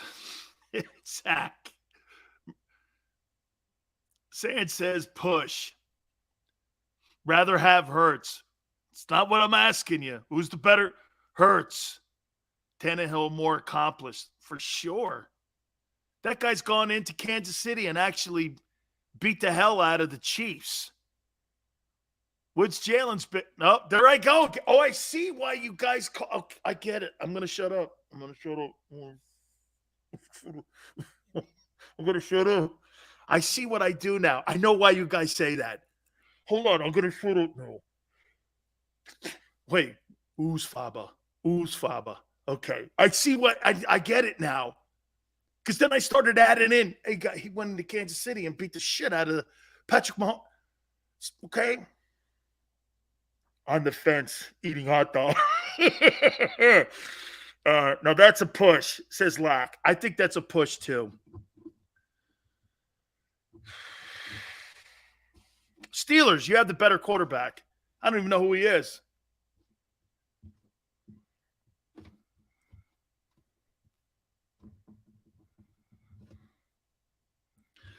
Kyler Murray.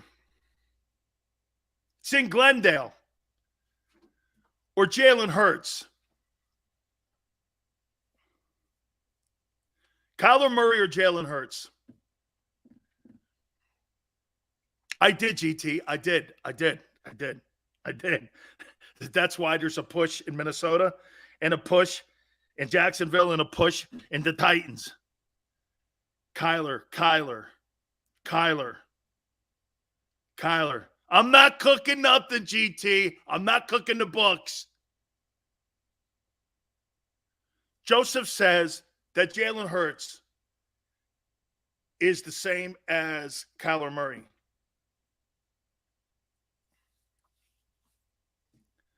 Wow.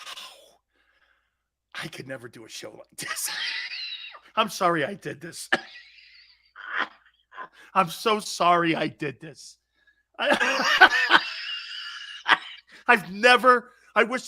wish I could have what is it? I wish I could have these 32 minutes back of my life. Jesus criminy.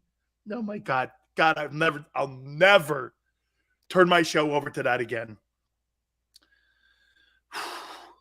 Oh man, this is terrible. This is a shit segment. I hate this segment. I hate it with all my heart. I'm so sorry I did this. Oh my God. Hurts. Oh my God. I can't do it. Oh my God. I don't know. This is disgusting. It's not funny, monster. It's push.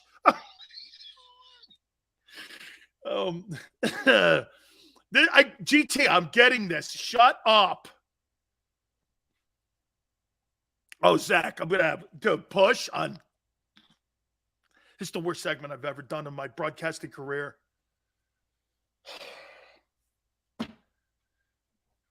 Kyler. That's not cooking it. Cardinals. Jameis Winston or Jalen Hurts. I'm going to give you the score in a minute here.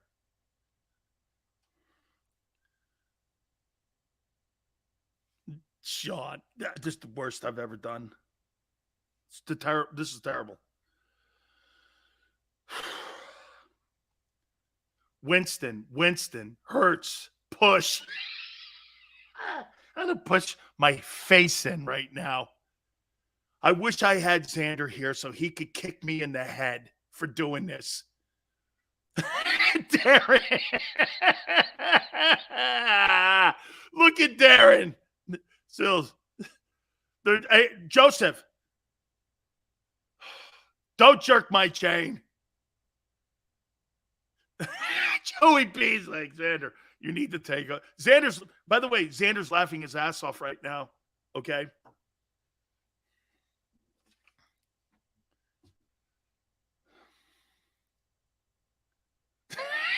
W2. Well, because we're going to talk a little bit about the opportunities of what your team's going to do this year against this schedule coming out. Yeah, Xander just wants to know this. Up next segment, after this segment, is Jalen Hurts better than Patrick Mahomes? Yay or nay? Or is this just a stick job to Sileo? As of right now, Sileo, Jalen Hurts is the GOAT. He's better than Brady, Montana. Peyton Manning. Pick one. He's it. Stop talking shit on him. Or guess what? The next time you step in Philly, be the last time. Now you can't leave.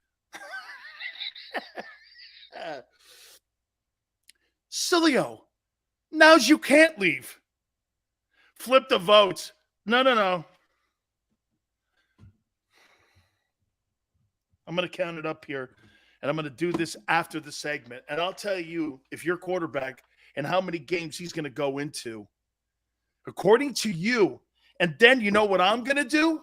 I'm going to put, to save the segment, I'm going to do my side of it. I'm going to do yours, and I want to see how close it matches up. Okay? Push this. Hey, don't forget, friends, Morgan & Morgan, where the fee is free. We're going to add it up, and then I'm going to put mine into the mix.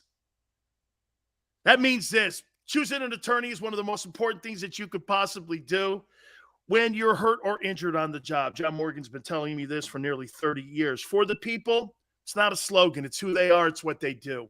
Morgan & Morgan is there to fight for you for over 30 years. They've collected over $13.5 billion worth of compensation for their clients because they are the biggest firm in the country when it comes to getting that compensation for their clients. With over 800 attorneys in offices in Philadelphia, New York, Florida, and across the country, they will battle for you, making sure that you get your family's fair compensation. The call is free, 800-512-1600. That's 800-512-1600. The consultation is free, 800-512-1600. And when you call Morgan & Morgan, do me a favor, tell them Big Sil sent you. Many times when people are injured at a place of business, they don't realize they may have a case. The fact is, injuries should not happen. And most of the time when someone is injured, someone is at fault. Maybe the store manager installed a cheap, slippery floor, or there wasn't proper security. After an injury at a hotel, restaurant, store, or any place of business, it's so important to call us. Time matters, size matters. Morgan & Morgan, for the people.com.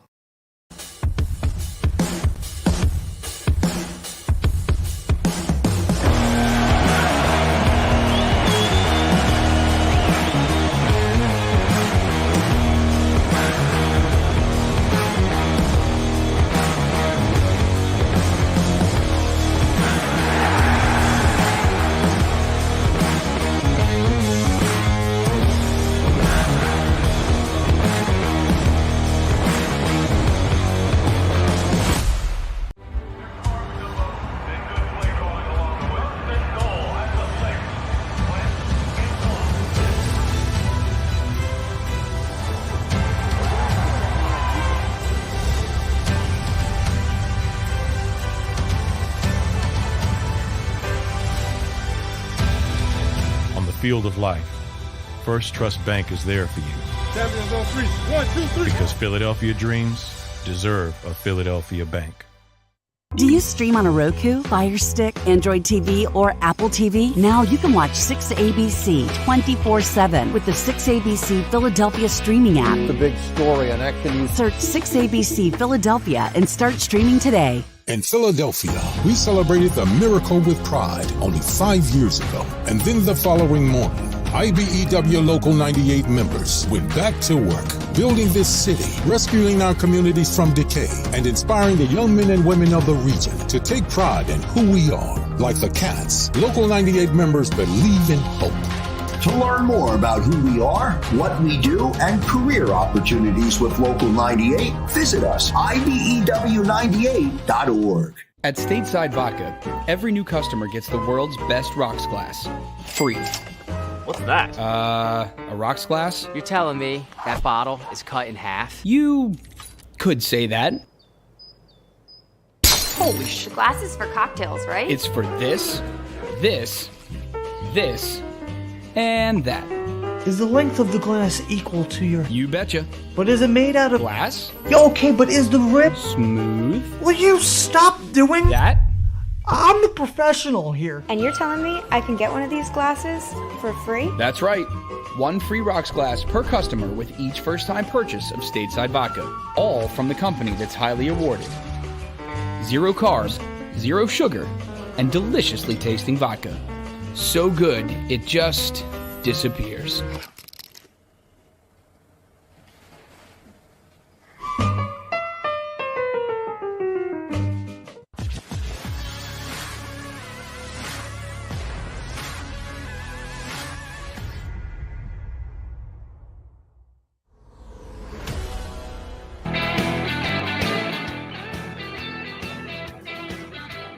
Was it Trevor Mike? You're right, man. Shit show. I worst segment of my entire life. I'm gonna try to do everything I can to save it. Gardner Minshew, really? Okay, all right. So what we did, and I don't know, one of the worst decisions of my entire broadcasting career. Hit the like button. Don't do that. No, don't do it. Don't. No, I don't want you to. Stop it. Okay? No.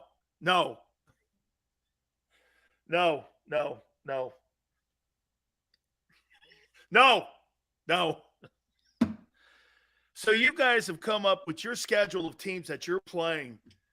Okay? Your 17-game schedule. The teams, we'll find out tonight, by the way, 8 o'clock tonight right here on JAKIB Sports. Wall-to-wall coverage. We'll have your thoughts and our thoughts on what the schedule looks like and how it plays out for the regular season when they put the teams in week order. So I can't wait to see that. May I push it? I don't care what you do, Eastside Monster. You guys have come up with a 10-4-3 record. So 10 of the 17 games that you are playing this year, you think you have the best quarterback going into the game. 4 games you don't, 3 games you think are pushes. 10-4-3. Okay? So you guys are thinking about maybe an 11-6 season or maybe a 10-7 season. EC, you're coming at a bad time here. This may be the most fun that hey, Joseph. Hey, it's Jalen Hurts. Does he have more upside than Tom Brady? Well, still, as you know, he's younger. Yeah, I know. Hey, you want to hear something? Joseph, Tom Brady may win. No, see, no, this is Joseph. This is where I get into people saying that I'm hating. Because you know what I was just going to say? Tom Brady this year in the playoffs could probably have more career wins than Jalen Hurts will ever have. How many wins did Matthew Stafford have before he went to Los Angeles? 1 in like 13 years? Right? I mean, people think this is really easy to win in the postseason.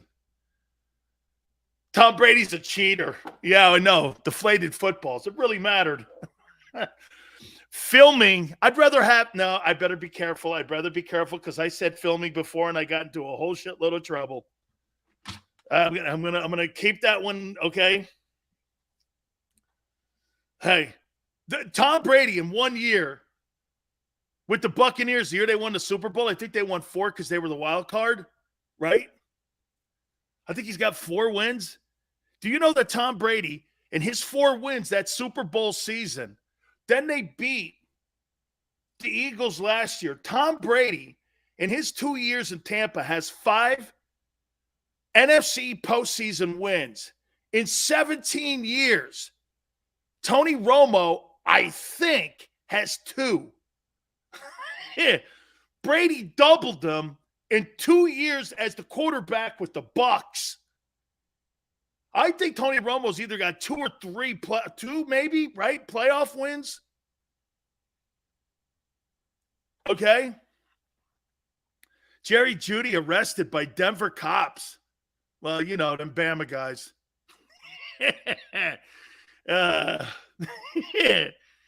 It ain't cheating unless you're trying to deflate some balls. How you doing? F Romo. That's Romo for you. Hey, dude, I think Tony Romo's only got 2 wins or something. He's got 1 win, Tony? Holy cow. Tom Brady's got 5 wins in the postseason in the NFC. Just the NFC. And Tony Romo's got 1. Oy. Hey, wait a minute. That's a great one, Jeremiah.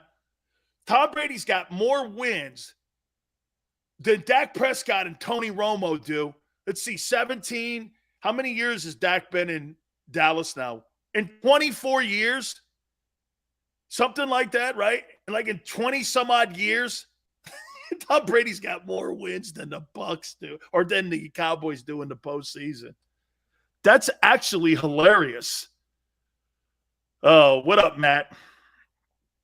Matt, so the Eagle fans today have created the worst segment in the history of my broadcasting career. 10 games you think you're going into this year where you have the best quarterback. Could be true, especially if he balls out and plays hard and they win and he puts the numbers up you guys are thinking he's going to put up. It could actually turn out this way. You know what? You might come back and go, Sills, I told you.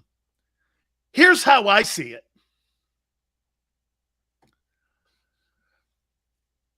Do you have a better quarterback than Washington?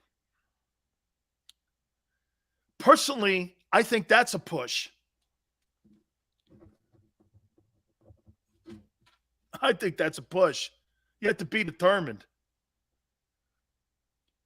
You're not better than Cousins. Bears, you're clearly better than.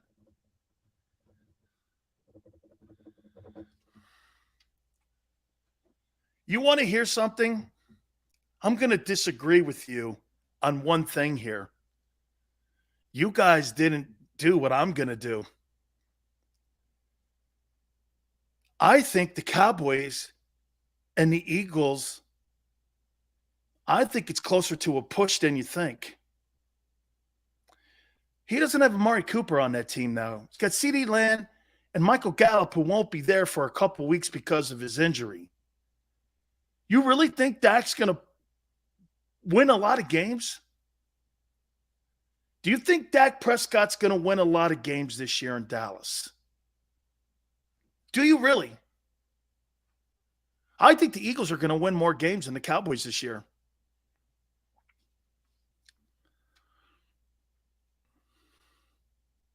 We did say quarterback. I'm changing it up. Okay. I will go Cowboys, but it's closer than you think. I think it's closer than you think. I have gone the other way on Dak. I think Jalen has elevated more. Watch this. Jalen went like this. Dak's going like this. We'll see. I'll give it to the Cowboys, but not by a lot. I think you're better than Jared Goff. You're better than David Mills. You're not better than Matt Ryan. You're better than anything in New York. I don't care if they bring Eli Manning back.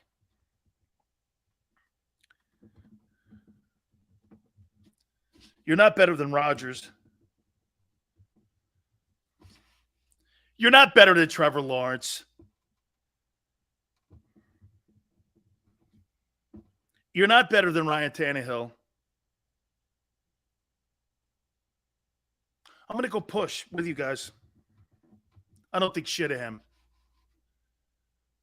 You're better than anything in Pittsburgh. You're not better than Kyler Murray. You know this Jameis Winston one, though.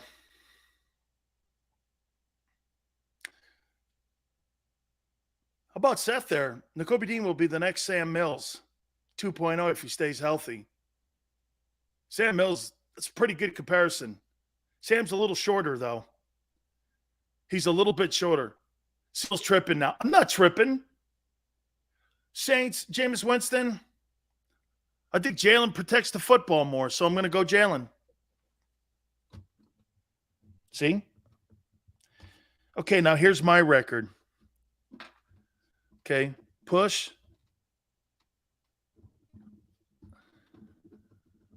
Here's my record.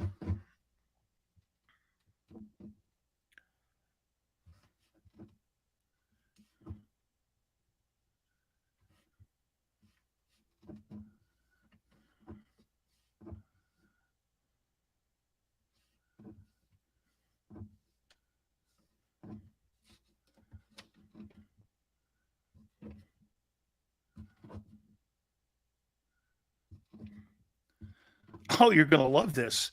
Here's my record. Who said 6? Sean, way to go. I got the Eagles are going to have the better quarterback in 6 ball games of the 17 this year.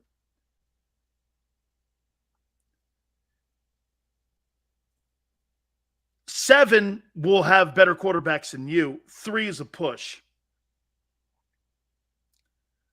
I think that's how that comes out. Let me see here.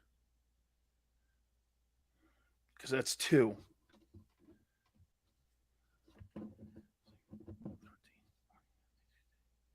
Actually, it's 7, 7, and 3. Because you're a hater. I'm a hater because I got 7, 7, and 3. I'm a hater. I said you got 7 games this year coming out with this NFL schedule that you're going to have the better quarterback in. Holy cow, that's a big deal. How many teams can say that? Dude, how many teams do you think can line up and go like this? We have the better quarterback in the majority of our games. 4? How many do you honestly think? Okay? No, I picked 7, 7, and 3. I say 7 teams will have better quarterbacks than you. 7 Eagle games that Jalen's the better quarterback, and 3's a push. Okay? What's wrong? What's wrong with that? We're not talking about the best team. I'm talking about the best quarter. Oh, I'm a hater. Oh, yeah, that's it. It's closer than I thought, Brian. It really is. It is closer. I saw that stat, Davey boy. Davey boy, I saw that stat. I read everything. You must read everything. Told you. You put $100 on Hurts to win the MVP. It was $4,000. Now it's $1,800. The people in Vegas are moving closer to Jalen Hurts actually being a good quarterback. And the people in Vegas are the true analysts, not jackasses like me or anybody you hear on TV or the radio. Those guys set the lines. Davey boy, you're dead on with that. I saw that. I'm like, wow, the Vegas guys are now buying in to Jalen Hurts. When he started last year, like Davey boy said, okay? Hey, man, I couldn't believe that. Vegas, hey, Vasselli, I told my daughter goes, Dad, look at all these people coming in here to gamble. I go, yeah, you see those castles? You see those swing sets? You see New York? They don't build those castles because they're losing at the casinos. Okay? When you go to Vegas, you go to lose. You don't go to win. You think they built that city because people went in there and took them? I don't think so. Wentz is a push. Titans are a push.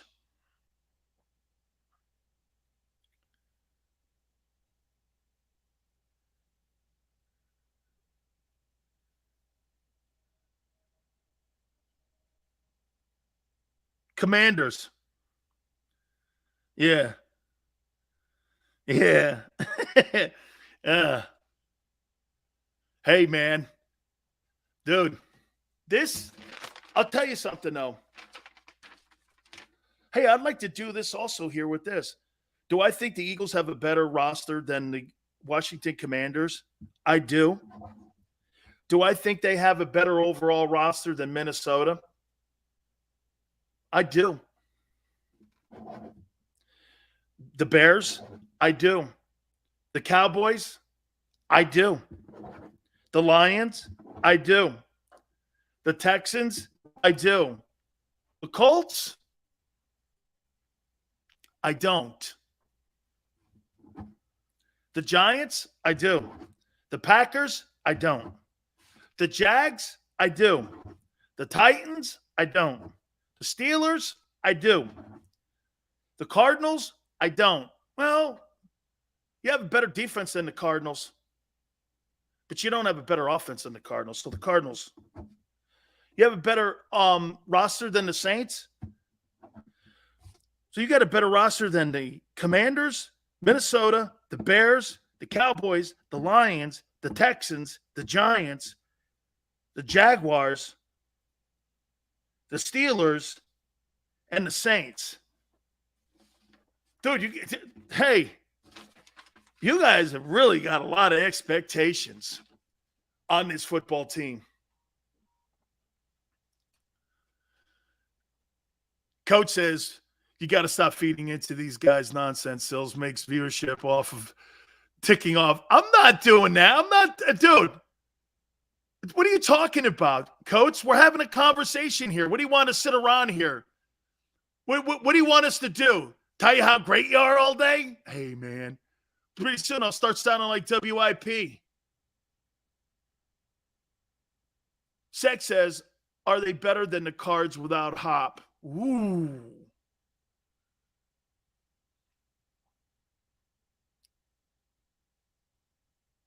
Kyler Murray's better. Kyler Murray's better. The tight end's better. That's a good question, though. You take D-Hop off that offense, what happened? We saw it. I'm with you, man. I think the Eagles have a better roster than the Saints.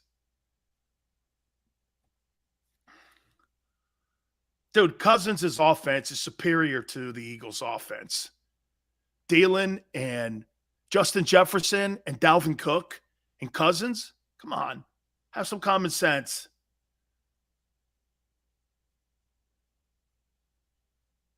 They don't have Hopkins? Well, where did DeAndre Hopkins go? I must have missed that trade. Where did he go? Oh, they don't. Oh, you're talking the PED deal.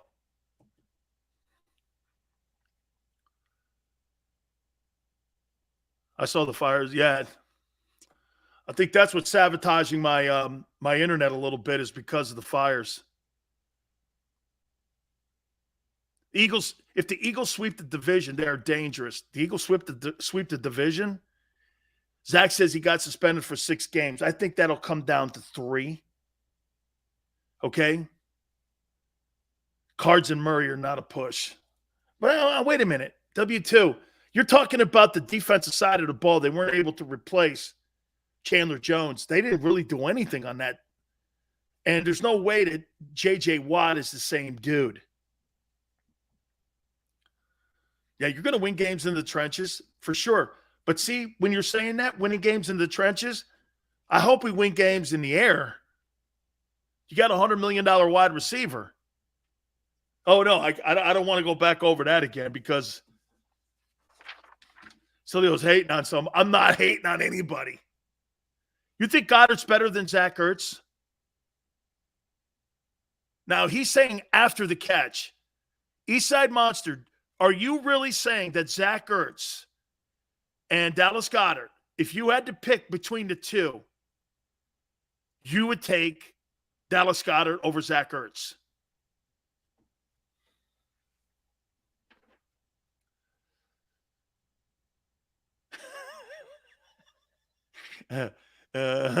Randall, I have not had a hate. Jesus Christ. Oh, my God. Goddard is better now. I'd pick Goddard.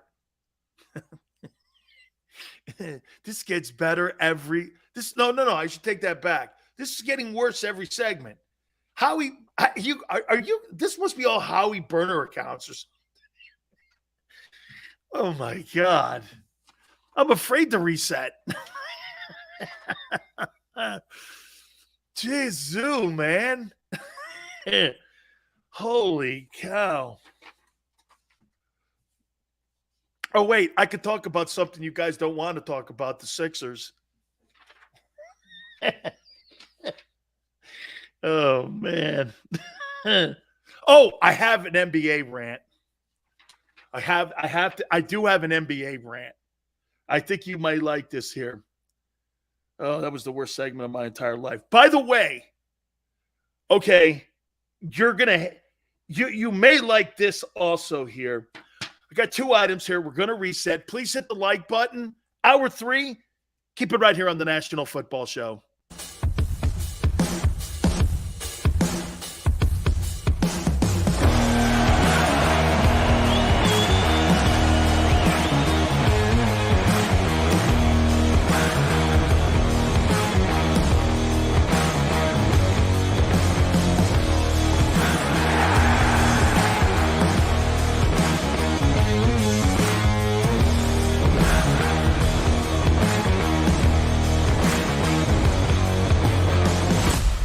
When choosing a lawyer for your injury case, you may ask, does the size of the law firm matter?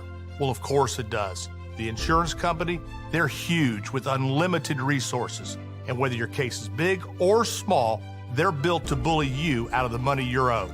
But here's the good news. We're big too, the biggest actually. And we're built to fight to make them pay for all that was taken from you. Size is our strength. There's only one Morgan & Morgan, forthepeople.com.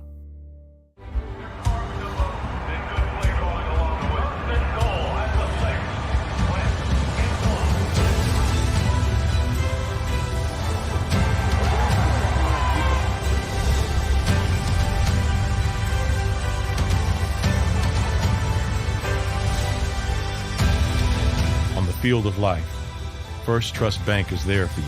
Champions on 3. 1, 2, 3. Because Philadelphia dreams deserve a Philadelphia bank. Do you stream on a Roku, Fire Stick, Android TV, or Apple TV? Now you can watch 6ABC 24/7 with the 6ABC Philadelphia streaming app. The big story on Action. Search 6ABC Philadelphia and start streaming today. In Philadelphia, we celebrated the miracle with pride only 5 years ago. And then the following morning, IBEW Local 98 members went back to work, building this city, rescuing our communities from decay, and inspiring the young men and women of the region to take pride in who we are. Like the Cats, Local 98 members believe in hope. To learn more about who we are, what we do, and career opportunities with Local 98, visit us, IBEW98.org. At Stateside Vodka, every new customer gets the world's best rocks glass, free. What's that? A rocks glass? You're telling me that bottle is cut in half? You could say that. Holy shit. And you're telling me I can get one of these glasses for free? That's right. 1 free rocks glass per customer with each first-time purchase of Stateside Vodka. So good, it just disappears.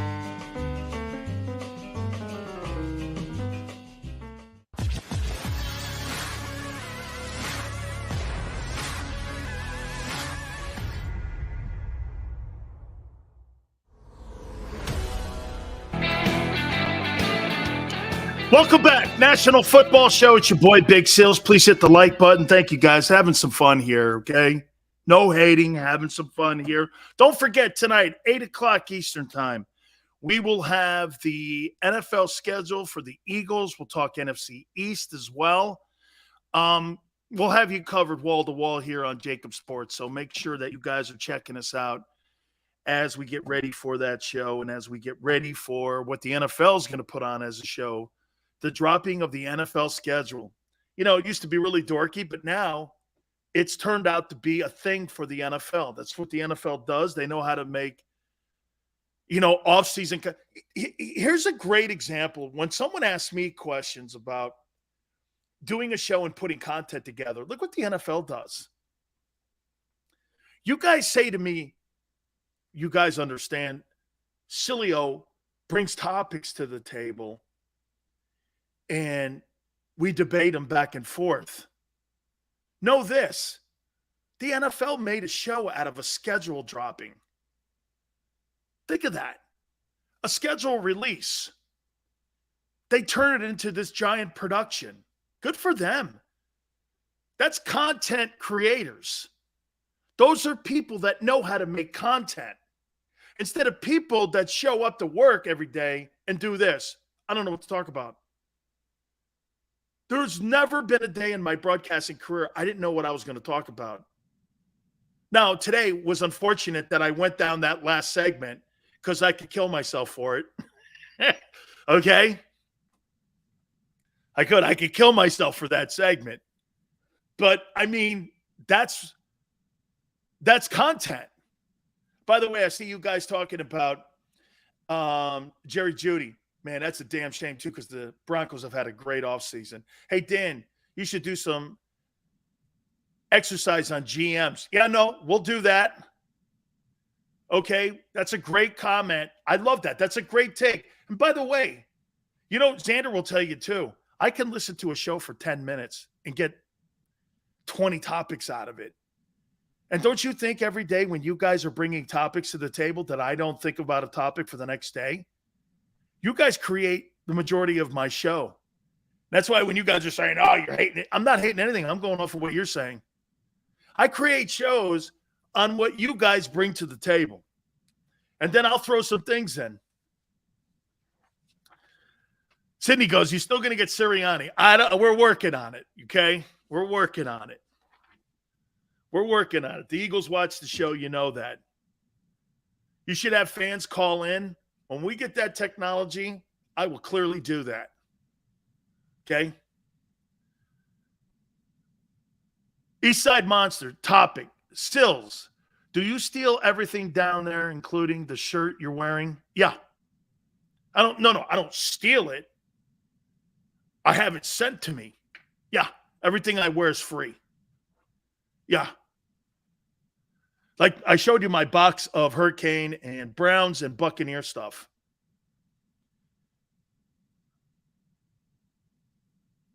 That's why we love you, Sills. Zach, thank you. All right, I want to do something here for a second. Let me make sure I write this down because I want to make sure before I go crazy here that I don't get in any trouble here when I say this. You guys remember the year that the NBA took the All-Star game out of Charlotte? What year was that? This is vintage Sills here. Be prepared. I am cheap. Thank you, James. Do you guys remember the year that the NBA lifted the All-Star game out of Charlotte? Was that 17? Remember they came up with some law about bathrooms or accommodations or something for the LGBTQ. Remember? They lifted. Oh, this ain't no snowflake, Brian.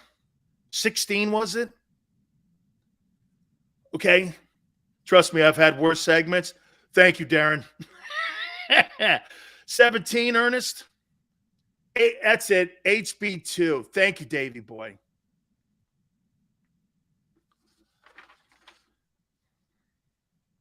So today, the NBA struck a deal with China, a nation and a government that puts LGBTQ people in jail and executes them for who they are. And the NBA struck a deal with them. So wait a minute. It's okay for the NBA to tell our country and the people in our country, when you pass a law that we don't believe in it and we're against that state's particular laws that you pass, but we're going to do business with a communist country. How do you sell that? And then you tell the Sixers general manager, Daryl Morey, to shut the hell up because he was supporting freedom fighters.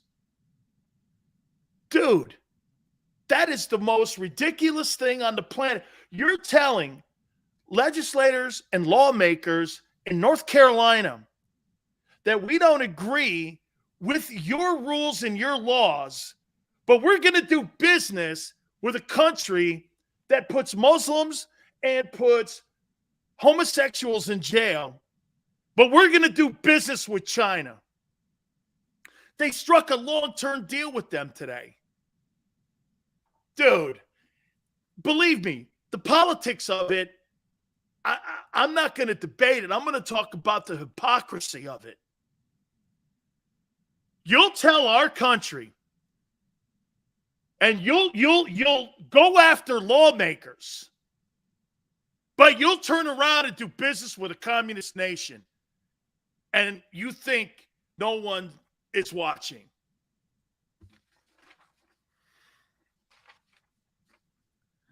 How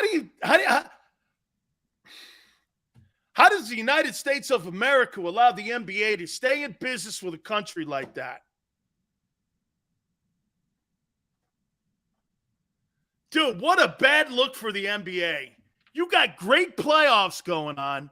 You got great storylines going on, and you're getting into bed with a loser nation like the Chinese nation. And by the way, let me say this. Nothing against the great people in that country and the hardworking folks. It's their shit government I'm talking about. And their shit leadership. Damn. Adam Silver. Dog, man. You can't sell that to Americans. You can't sell that to Americans. That's terrible, man. Dude, you put Muslims and people in prison for their religious beliefs, and if somebody wants to have the sexual preference that they choose, you got a problem with that? Here in America, but not doing business with a country that executes people and puts them in concentration camps.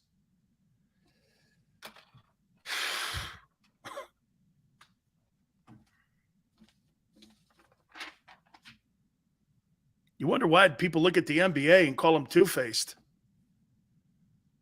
That's terrible. That's terrible, man. Yeah, no. I mean, the NBA will do business with Russia and with China, and nobody says anything about it. Because you know why? Our liberal media that we have in this country pick and choose to shit on America, but when we want to do business with nations that have poor leadership and really do harm against human beings and their preferences and their political beliefs, we don't say anything against it. I don't know how the NBA is allowed to do business. Shouldn't that not happen? I don't know. Let's move on. I could sit here for 7 hours and talk about that. Talk about bad look NBA. Dude, sanction the NBA? Are you kidding me? The White House would give them a Medal of Freedom. They'd have the Presidential Medal of Freedom. I'm surprised Adam Silver hasn't received it, or more owners in the NBA haven't received it. Okay? Let's talk some ball. I agree with you, Eastside Monster. Let's move on here. I want to throw one more thing at you here. Okay? I want to show you too. And by the way, I want to show you why you guys like the NFL more than you like any other sport in this country. And one of the guys is in your city of Philadelphia. Okay? You ready? Here we go. This is with Sportico. Do you know who the top 10 richest athletes in the world are? I think you're going to be quite surprised. How many people think Tom Brady? NFL Randall all day. How many people think Tom Brady's a top 10 guy in the world when it comes to the amount of money that he generates every year. How much, do you think he's one of the richest guys in the world? Okay? You ready? GT says no. Okay. Number 10, the richest athlete in the world. And the salary they make a year. Tiger Woods, $72 million. Do you know who the 9th richest athlete in the world is? Philadelphia 76ers, James Harden. You've got the 9th richest athlete in the world. And he's going to get a max contract in Philly for the next 4 years at $50 million a year. And he's playing like that. James Harden, according to Sportico, is the 9th highest paid athlete in the world. James Harden. Seth goes, I really hope we don't give him a max. Dude, his boy's going to do it. You think Daryl Morey gave draft choices away too. Daryl Morey is on the hook for this. You're just going to let James Harden walk out the building? He's the 9th richest athlete in the world in salary for last year. Number 8 at 85.2, Roger Federer. Number 6, another NBA guy, Stephen Curry, 86.2. Andrew says, gee, Sills, just think what you would get if you were, oh, dude, I made a little under $2 million in my 7-year pro career. I had to spread it over 4 leagues, but I made just south of $2 million bucks in 7 years of football. Number 5, Canelo Alvarez, who just lost recently, $89 million. Number 4, Neymar, $103 million. Number 3, Cristiano Ronaldo, $115 million. These soccer dudes, man, run the world. Number 2, Lionel Messi. I think his salary is $75 million. $122 million he earned last year. And the highest paid athlete in the world is LeBron James.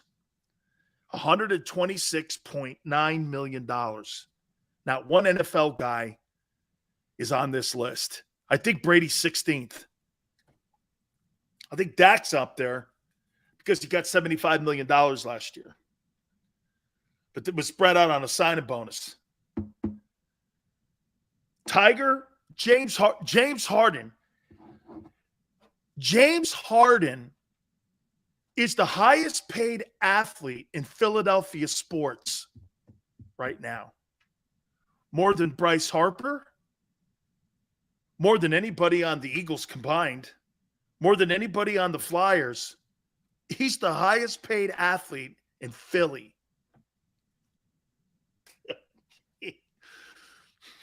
He's playing like shit, too. Holy cow. Hey, Smile, isn't that the truth? NBA ratings are up. No LeBron in the postseason. It's actually been great. Rick Barry on the other day probably said it best. I go, who do you think wins the NBA championship? He goes like this, I don't know. I don't know. That's right, Sean. China supports LeBron. Look at these numbers. How many NBA guys? 1. Oh, wait a minute. I forgot KD. Let me do it again. Tiger 72 at 10. Harden 76 at 9.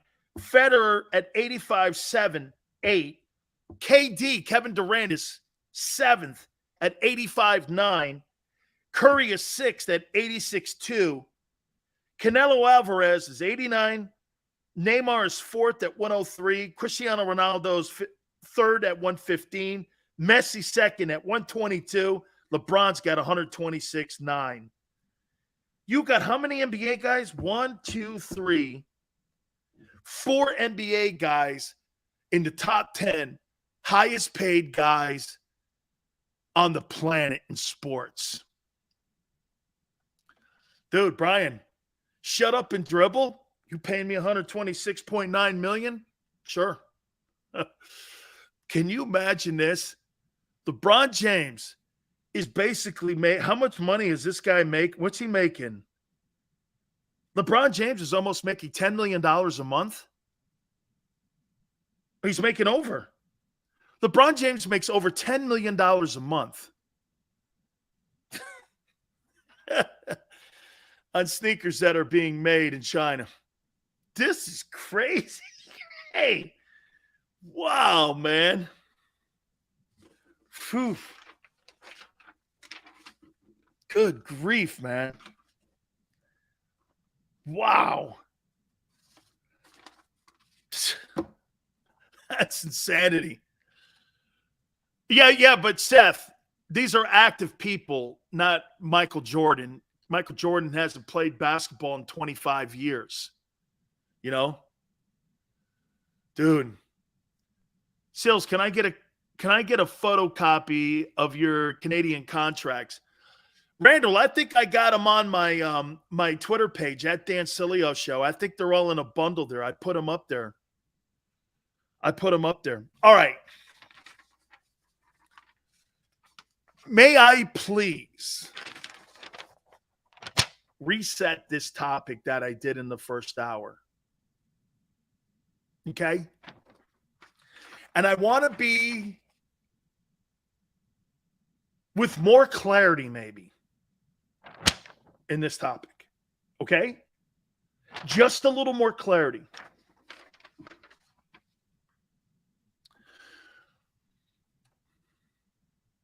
Miles Sanders' contract is up. Okay? Miles Sanders' contract is up. You guys don't believe Howie's going to re-sign him, do you? Dan, when was the last time you had a hangover? Been a bit. Those days are gone a little bit there, GT. Dan, if I get you a Hurts jersey after a 4,000, I will clearly hang it on the wall, Sean. Do you guys believe that Howie Roseman is going to let Miles Sanders walk at the end of this year, correct? No matter what he does. Sean says he won't be re-signed. Actually, Christopher, I did. Not any longer. I did. I just haven't changed my LinkedIn. I have to change that. I did work at Warner Brothers. Dupree says he will re-sign him at $9.57 million. That's what the franchise tag is. Or do you think he takes a hometown cooking? You think he takes one of those hometown deals? Pat, I did. The Junior European CWA Heavyweight Championship. Actually, I was the 9th ranked heavyweight wrestler for Otto Wantz's group in Europe. I was the 9th ranked wrestling guy in Europe. Ken Patera, I think I was 10th. I was 10th. Ken was 9th. It was an honor to be on the same list with Ken Patera. Ken was one of my idols.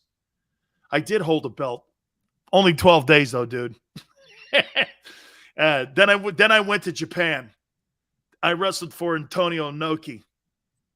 I wrestled for New Japan. I went over there with Vader. I was over there with Vader, Razor Ramon, Vader, myself, Cactus Jack, Antonio Inoki, Hero. I forget some of the other guys. Actually, GT, it was a time when WWF and WCW could wrestle on foreign soil together. You could kind of do that. You couldn't do that back in the States. If you were like part of the WWF, you couldn't wrestle in WCW country down in the Atlanta area. You couldn't go into that region. Vince wouldn't want you to. And back then, Cowboy Bob Orton or I can't remember the other guy, Cowboy Bob Orton and Ole Anderson, those guys wouldn't let you wrestle in WWF. You couldn't go north like of Maryland and wrestle in that federation. You could go out west. The old NWA, AWA was still going on out there, and they still had some matches out there. There was another one, too, that was in Nashville, and there was one in Japan, not Japan, well, Japan, of course, New Japan, and you could also go to Mexico and wrestle. Yeah, Bob Backlund, great guy, just an absolutely great. Jimmy Superfly, knew him well. Yep. Would you wrestle in China right now for big money? God, Pat. Oh, Pat. Pat. Oh, AWA and NWA. ECW is not bad. Okay, ECW is not bad. It's growing. Okay, did you wrestle Rule Paul? Thank you, Dante, but no. Okay. Pat, I want to try to skirt that question. Here, Pat, I'll tell you how. Hey, Pat, that's a good one. Smoky Mountain Wrestling was wow. Look at you guys. Tony Atlas, great guy.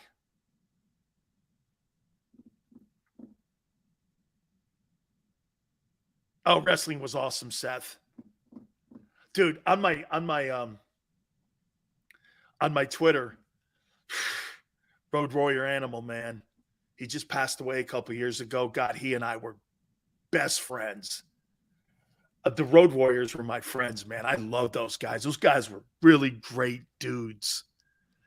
When I wrestle in China, you couldn't pay me enough to go to China. Daz, you'd be shocked how much they paid.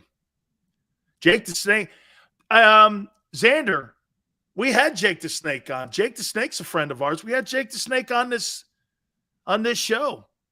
Jake was on last year sometime. We had Jake the Snake on last year. Yeah, he was on. Bruiser Brody, I think he got killed in Mexico. Vaughn, thank you for coming aboard, dude. I'll tell you how much they paid, man. I love the Road Warriors. British Bulldogs were great, too. Dude, you know how much they paid you to go to Japan?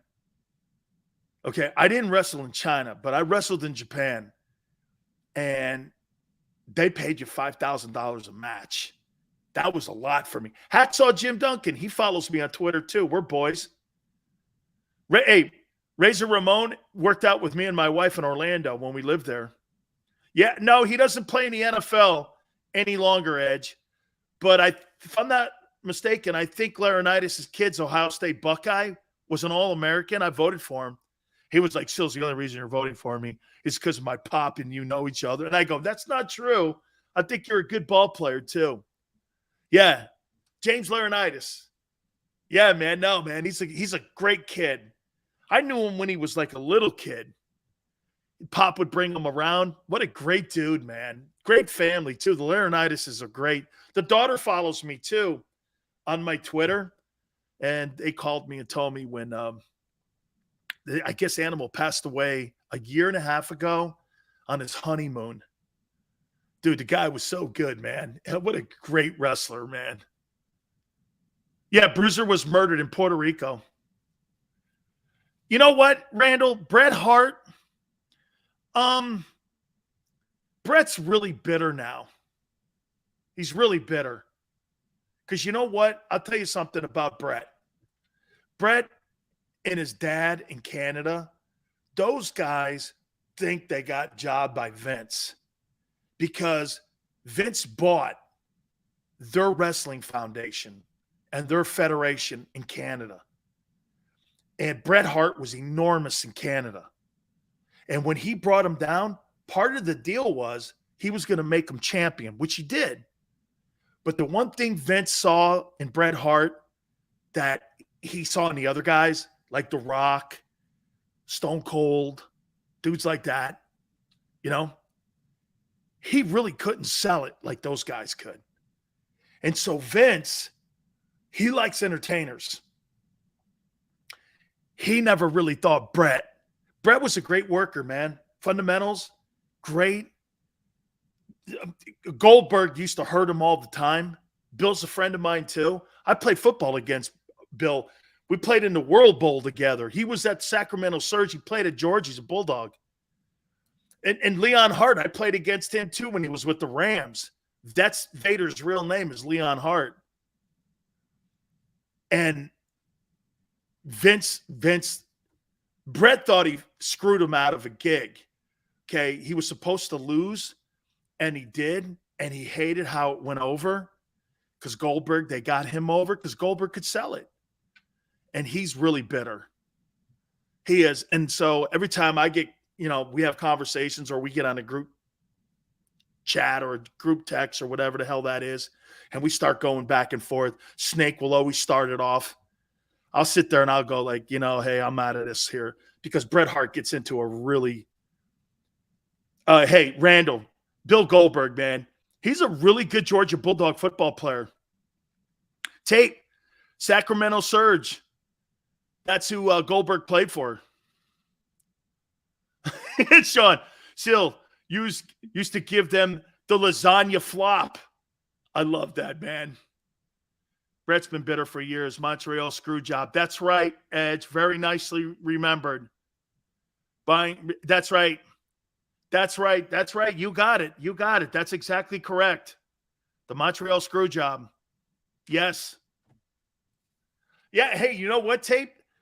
That Sacramento Surge team, if I'm not mistaken, they ended up going into the Canadian Football League too at one time. And I think David Archer, who ended up quarterbacking the Falcons for a while, he was a quarterback on that team. Dude, they were good. They beat us 21-17 in the championship game. I think he's got a great opportunity. Did you win any championships, Sileo? I did. I won the European Championship, heavyweight championship in 93. Yeah. I won it. I won the inaugural belt, actually. I think you can Google it. Yeah, I won the inaugural belt. Did you put an iron under your no. Oh, God, Brian, that's a great take. If Vince McMahon ran the NFL, holy cow, it would be 50 times bigger. Xander was talking to me about the latest WrestleMania, and I saw it too. Nobody puts a better show on than Vince. No, nobody puts a better show on. Hey, Daz, that's going to kill the Broncos. They've had such a great offseason. And for Judy to get arrested like that, Mankind, you know what? I'd be lying if I said I remember it. I don't remember him. Okay? Hey, Tape Wade, thank you so much, man. I met so many wrestlers over the years. Toughest thing I ever did. Hey, toughest thing I ever did was wrestle. I remember telling Road Warrior Hawk, we're over in Graz, Austria. Dude, we're wrestling. And Otto comes to me, man, we got to do a couple matches. And I'm beat up. I've never been that beat up, including football. You could say about the matches being rigged, the storylines, all this and that. We have to fill in the middle. Management has the beginning and the end. It's true, all of that. But, dude, that stuff in the middle, I've never hurt myself more in my life than when I wrestled. I wrestled for about 3 years, and it finished me off. Toughest thing I ever did. And I was an amateur wrestler, too, and this was the toughest thing I ever did. I couldn't believe how hard it was. Dude, Brian, Mick Foley is the greatest. He is the greatest bump guy, and he is the greatest showman in the history of wrestling. He'll jump off the top rope. He'll jump off the top of the cage. He'll jump off the top of the arena. He'll eat glass. There's nobody like him. Nobody like him. In my opinion, he is the greatest all-around wrestler that's ever lived. Nobody did tougher bumps than him. People would just sit there and go, I ain't doing that. Oh, dude. Jerry Judy, domestic violence. Whew. I would love to come to Australia. My wife and I would love to do that. Yeah, I know, Mick Foley. I got it, Seth. Cactus Jack, man. Well, thank you, Charlie. On that note, I've got to take a time out there. Charlie farted, so I'm going to take a time out there. By the way, my friends, don't forget Morgan & Morgan, where the fee is free. That means this: choosing an attorney is one of the most important things that you could possibly do. If you're hurt or injured on the job, getting that attorney to represent you and your family is one of the most important things you can have happen to you. And when you hear this, for the people, it's not a slogan. It's who they are. It's what they do. And for the last 30 years, Morgan & Morgan has collected over $13.5 billion in settlements for their clients, with over 800 attorneys and offices in Philly, New York, Florida, all across the country. The biggest law firm in the country is going to go to battle for you. Little fender benders aren't little fender benders to Morgan & Morgan. They take every case serious, small, large, what have you. They get the most for their clients because that's who they are. Look, the call is free, 800-512-1600. The consultation is free, 800-512-1600. And when you call Morgan & Morgan, do me a favor. Tell them Big Sil sent you. After a car crash, the big insurance companies you see advertising on TV, they may try to downplay your case and might say it's only a fender bender or it's just a herniated disc. I worry that some law firms fall for this BS. Not us. We put ourselves in your shoes and ask, what would it be like to be in your pain for the rest of our lives? $1 million wouldn't be enough for me. There's only one Morgan & Morgan. ForThePeople.com.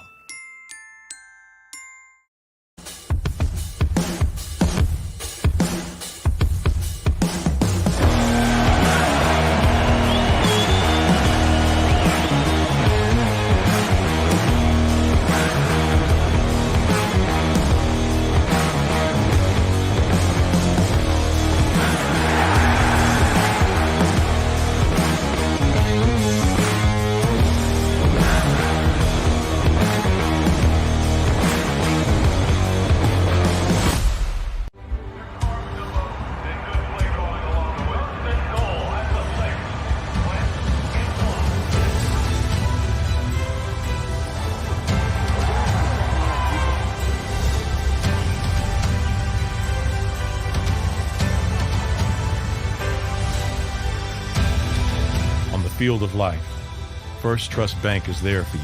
Champions on three. 1, 2, 3. Because Philadelphia dreams deserve a Philadelphia bank.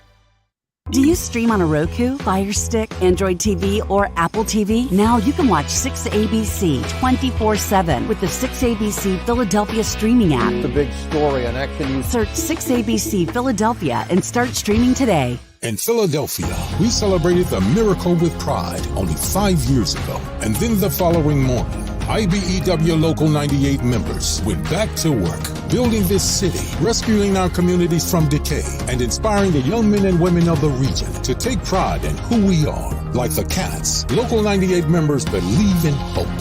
To learn more about who we are, what we do, and career opportunities with Local 98, visit us, IBEW98.org. At Stateside Vodka, every new customer gets the world's best rocks glass, free. What's that? A rocks glass? You're telling me that bottle is cut in half? You could say that. Holy shit. Glass is for cocktails, right? It's for this, this, this, and that. Is the length of the glass equal to your... You betcha. But is it made out of... Glass? Okay, but is the rip... Smooth? Will you stop doing... That? I'm the professional here. And you're telling me I can get one of these glasses for free? That's right. One free rocks glass per customer with each first-time purchase of stateside vodka. All from the company that's highly awarded. 0 carbs, 0 sugar, and deliciously tasting vodka. So good, it just disappears.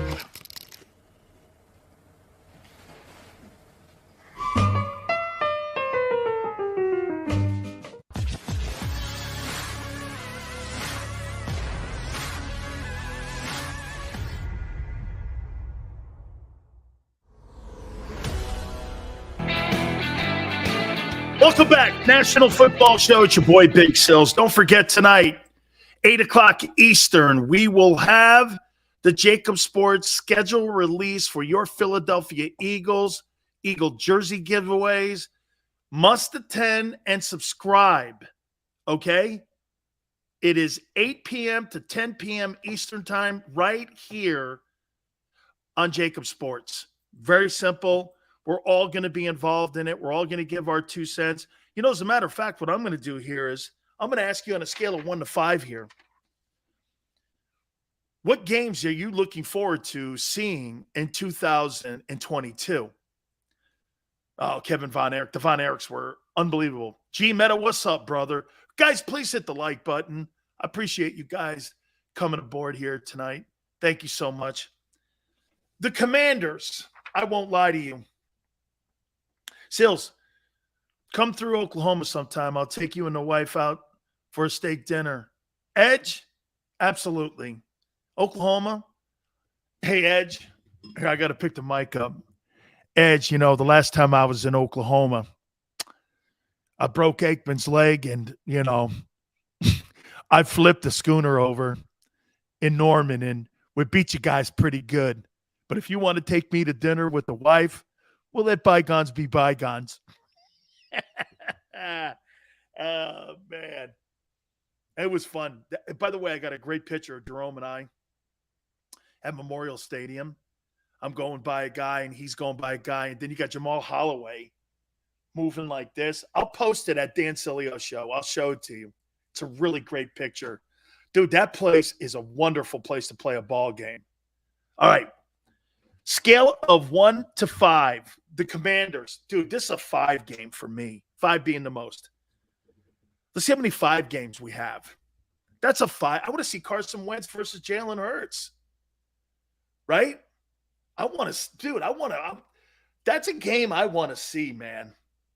I want to see, and I want to watch which quarterback has the honestly, one of the storylines this year, if this is the year of Jalen Hurts in Philadelphia, I want to see if this is going to be a redemption year for Carson Wentz in Washington.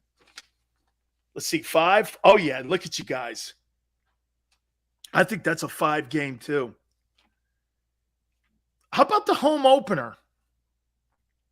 Minnesota in week 2. 5 being the best. 1 being the least. Where do you put that game, the Minnesota game? Where would you put that game? Cousins, Justin Jefferson, there's a storyline there. The Rager, that'll, hey, by the way, that'll be played out enormously. Okay? That'll be played out enormously in the media that week. You know, the Justin Jefferson passing by, how he's going to get killed in that week. Okay? How he's going to get killed. 3, I think it's a 4. I think that's a 4 game for me. That's a 4. The Bears. It's that Soldier. I don't know. That's like a 2 game for me. That's a 2. I give a shit about the Bears. Bears have to be now one of the worst run organizations in all of the NFL. Okay? No, look, I'm going to watch all these games. I'm just saying, when it comes to like national exposure kind of deal, dude, yeah, I'm with you, Sean. I think it's a shit ball game. I think the Eagles blow them out.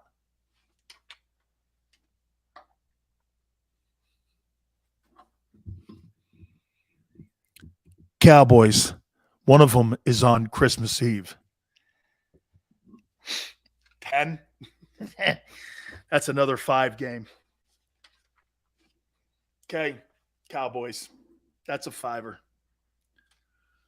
Yeah, hey, 100, Meta. Yeah, okay. Hey, you got 2-5 games, 1-4, 1-2. Lions. Ugh. It's week 1, so it's going to be must-see television, but, dude, that's a 2 game for me. But I'm watching it. Shit, Lions, man. I think the Lions had a pretty good draft, and I think they're doing good things with Chris Spielman and Dan Campbell. I do. Yeah, I'm with you guys. I don't think it's anything. Texans, 2. I don't think there'll be any 1 games on here. Colts. I'll be interested in that ball game. I'll give you a 3 on that one. I'll be interested. I bet about a 3 on that one there. Don't sleep on week 1. Andrew, don't you dare say that. Hey, do we not all wish this, though? Oh, that's right. We got week 1 already and week 2. Shit. Damn. Man, I wanted Carson Wentz to be at the link in week 1, man. Giants. It's a rivalry. Right? It's a rivalry. Shit. Brian. The only reason I'll give the Giants a 4, it's because it's one of the rivalries. Yeah, Meta. It's the Giants. Come on, guys. It's probably a 3, but it's the Giants. Come on. You want to beat the Giants every time you can. Packers, 5. Whew. Packers at the link? Oh. Shit, you're going to have a good record when you play them. I guarantee you they put that game. You think they put the Pack? That's another great topic. You think they put that Packer game early in the season or late in the season tonight? Daniel Jones beat us last year. Don't remind me, Smile. That was the worst game of the year for them. Yeah. Hey, you think they put that Packer game early or late? You imagine the Packers late and a Eagle team that's got 10 wins. Flex game? James, that could be a flex game. That could be. And it's in Philly. Okay. Eagles, you think it's early? I'd like to have that game late in the year. Early so we have a winning record. I think it could be a flex game. I think that could be an NBC flex game. I do. You want it early. I want that game early too. Because Green Bay, I don't want them getting them wide receivers going late in the year. No. Do you really want Aaron Rodgers having worked with his wide receivers by week 14? I'd rather have him early. Remember, this guy lost Devontae Adams. I'd rather have that team early as I can. I wouldn't even mind having them week 3. Okay? I wouldn't mind them week 3. Let's get them early, man. I don't want them wideouts getting work where they walk in, all of a sudden they got 14 weeks of work with Aaron Rodgers. I don't know if I want that. All right. Doug Peterson, Lincoln Financial. He comes home.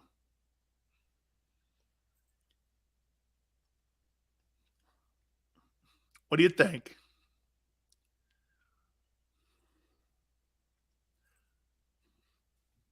Five. It's a 5-2, man. I want to see that. Okay. I want to see Doug walk through that tunnel and out into Lincoln Financial. Now, tell me how that is going to work. Elton, tell me how this is going to work. Is he going to walk out and are you going to cheer him? Are you going to cheer him? You know how they come out for stretching and they come out for like, they come out for pregame stuff.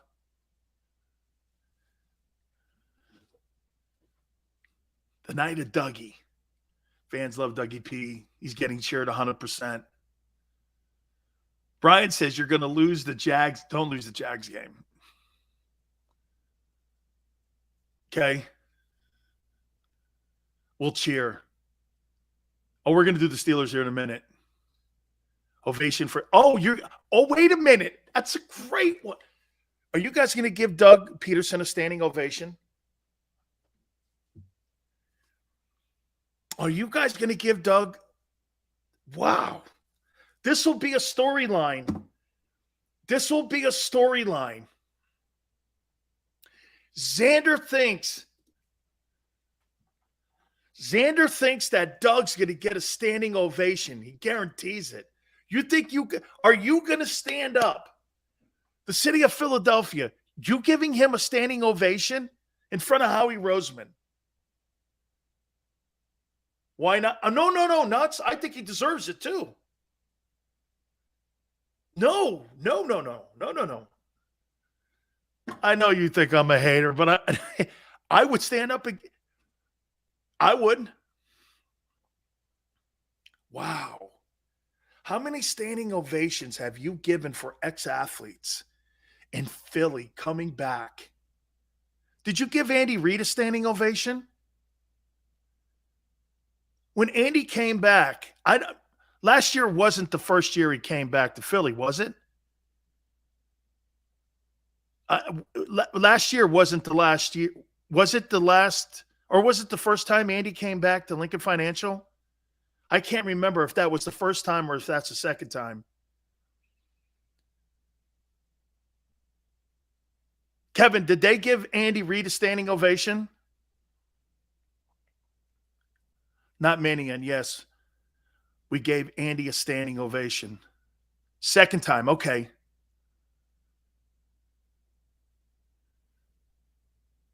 None of them won us a chip, but Reid did get cheers when he came back. Not many stood. Okay. So not many stood. You think the whole stadium stands for Doug? You think the whole stadium stands for him and gives him a standing ovation? Wow, is that going to be some storyline? That's going to be tremendous to look at, because that city doesn't do that. I don't think that you pass that out like you're passing beers around, right? Did the city embrace Barkley when he came to Philly and he was in a Suns uniform? I can't remember what they did, because Charles talks about his Sixers. He lives in Arizona, but then again, so does Seth Joyner. Taxes. Adam, I do get you. I do get you. You didn't give Charles Barkley a standing O. Zach says that's the game you should come see, Sills. Okay, Rico. One of these games I'm coming to. Okay? And I will keep my word, Xander. One of these games I'm going to come to. I will keep my word on this. As long as I get to do my show with these guys. Okay? As long as you guys are with me, I'll do it. I'm not going to do it in some room somewhere by myself. I'd rather do that at home. But if you guys are with me and we're at a place and we can drink beers and we can have fun, I'll do it.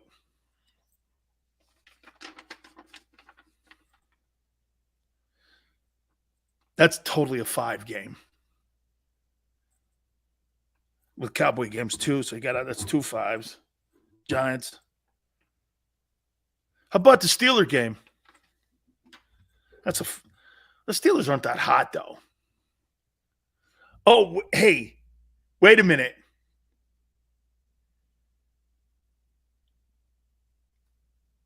What's going to be a more anticipated game? The Washington games, the first Washington game with Wentz, or the Doug Peterson game?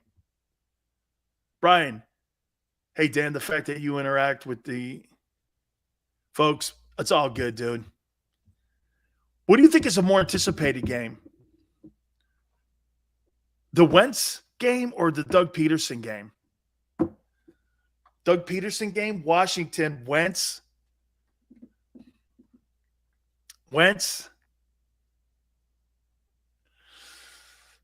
I think it's the Wentz game too. I cannot wait for that game. Even more, hey, watch this. I can't wait for that game more so than the Cowboy games. I want to see how, because you guys are going to be a factor in that game. That guy is going to it's going to rain shit on him in Philly. Ginger. Oh, my God. Call Carson Wentz Ginger. It's right, and it's a divisional game. You call Carson Wentz Ginger. What about Ginger Jesus? Oh, my God. A lot more bitterness with Wentz. Wentz game is for revenge. You want revenge on Wentz for sucking.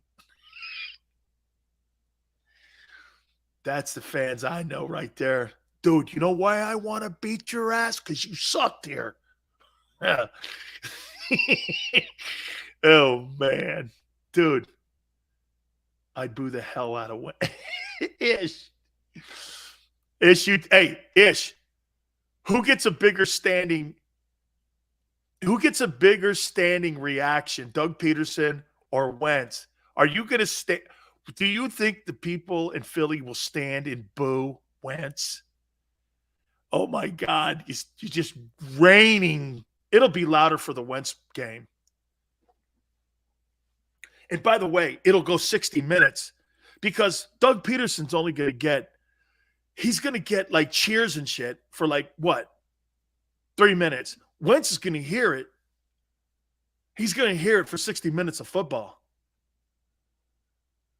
Bounce it to me, Wentz. The body bowl. Oh, my God. Elton goes to body bowl. Oh, my. Hey, can I tell you what you guys should do? You guys should bring body bags to the game. Okay? Just bring a body. Can you hang anything from the upper deck? Oh, man. Bring body bags. And have like a doll in it. And have Carson Wentz's name on it. And it's body bag. It's the body bag bowl game too. Right? You just have a body bag with Carson Wentz's name on it, man. And you just throw it on the field. Oh, my God. Hey, tape wait 3 hours, man. With batteries? Wait a minute. Hey, wait. I'm fostering hate here. I'm fostering hate. Oh, my God. What a shit show. What, hey. What a shit show. I don't know. Oh, my God. Body bag, coffins. Hey, typical sports show with Sileo. Great. Oh, my God. Ugh. Yeah, Ginger in a body bag. I want to see it. Okay, Sileo, what do you got a problem with that? No, I don't have any problem with anything. By the way, stop shitting on Jalen. I want that guy in a body bag. Oh. Bring the crucifix. Stop it. My aunt watches the show. She's very religious. I hope Hurts throws for 500 yards in the game. Oh, man. The Cardinals will be a five-star game. You guys are probably going to have like 8 big-time games this year that are going to be must-see television games.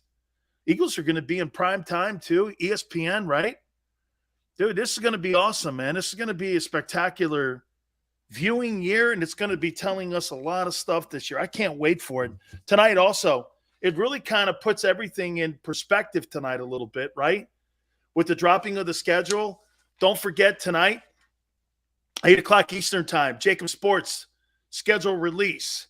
8 o'clock to 10 o'clock Eastern time, Eagle jersey giveaways too. You have to subscribe and you have to be here, okay? So that all starts tonight at 8 o'clock, and we're all going to give our perspective. I'm going to be part of it. Everybody, Rob, D-Gun, everybody. Barrett, we're all going to be part of the whole deal tonight. Xander. So please join us tonight. We really appreciate you guys as you always do, man. Thank you so much for coming aboard. I can't tell you how I appreciate it. Please hit the like button. We'll catch you in a couple hours. We'll also catch you tomorrow going 3 to 6 Eastern time, and we'll see you.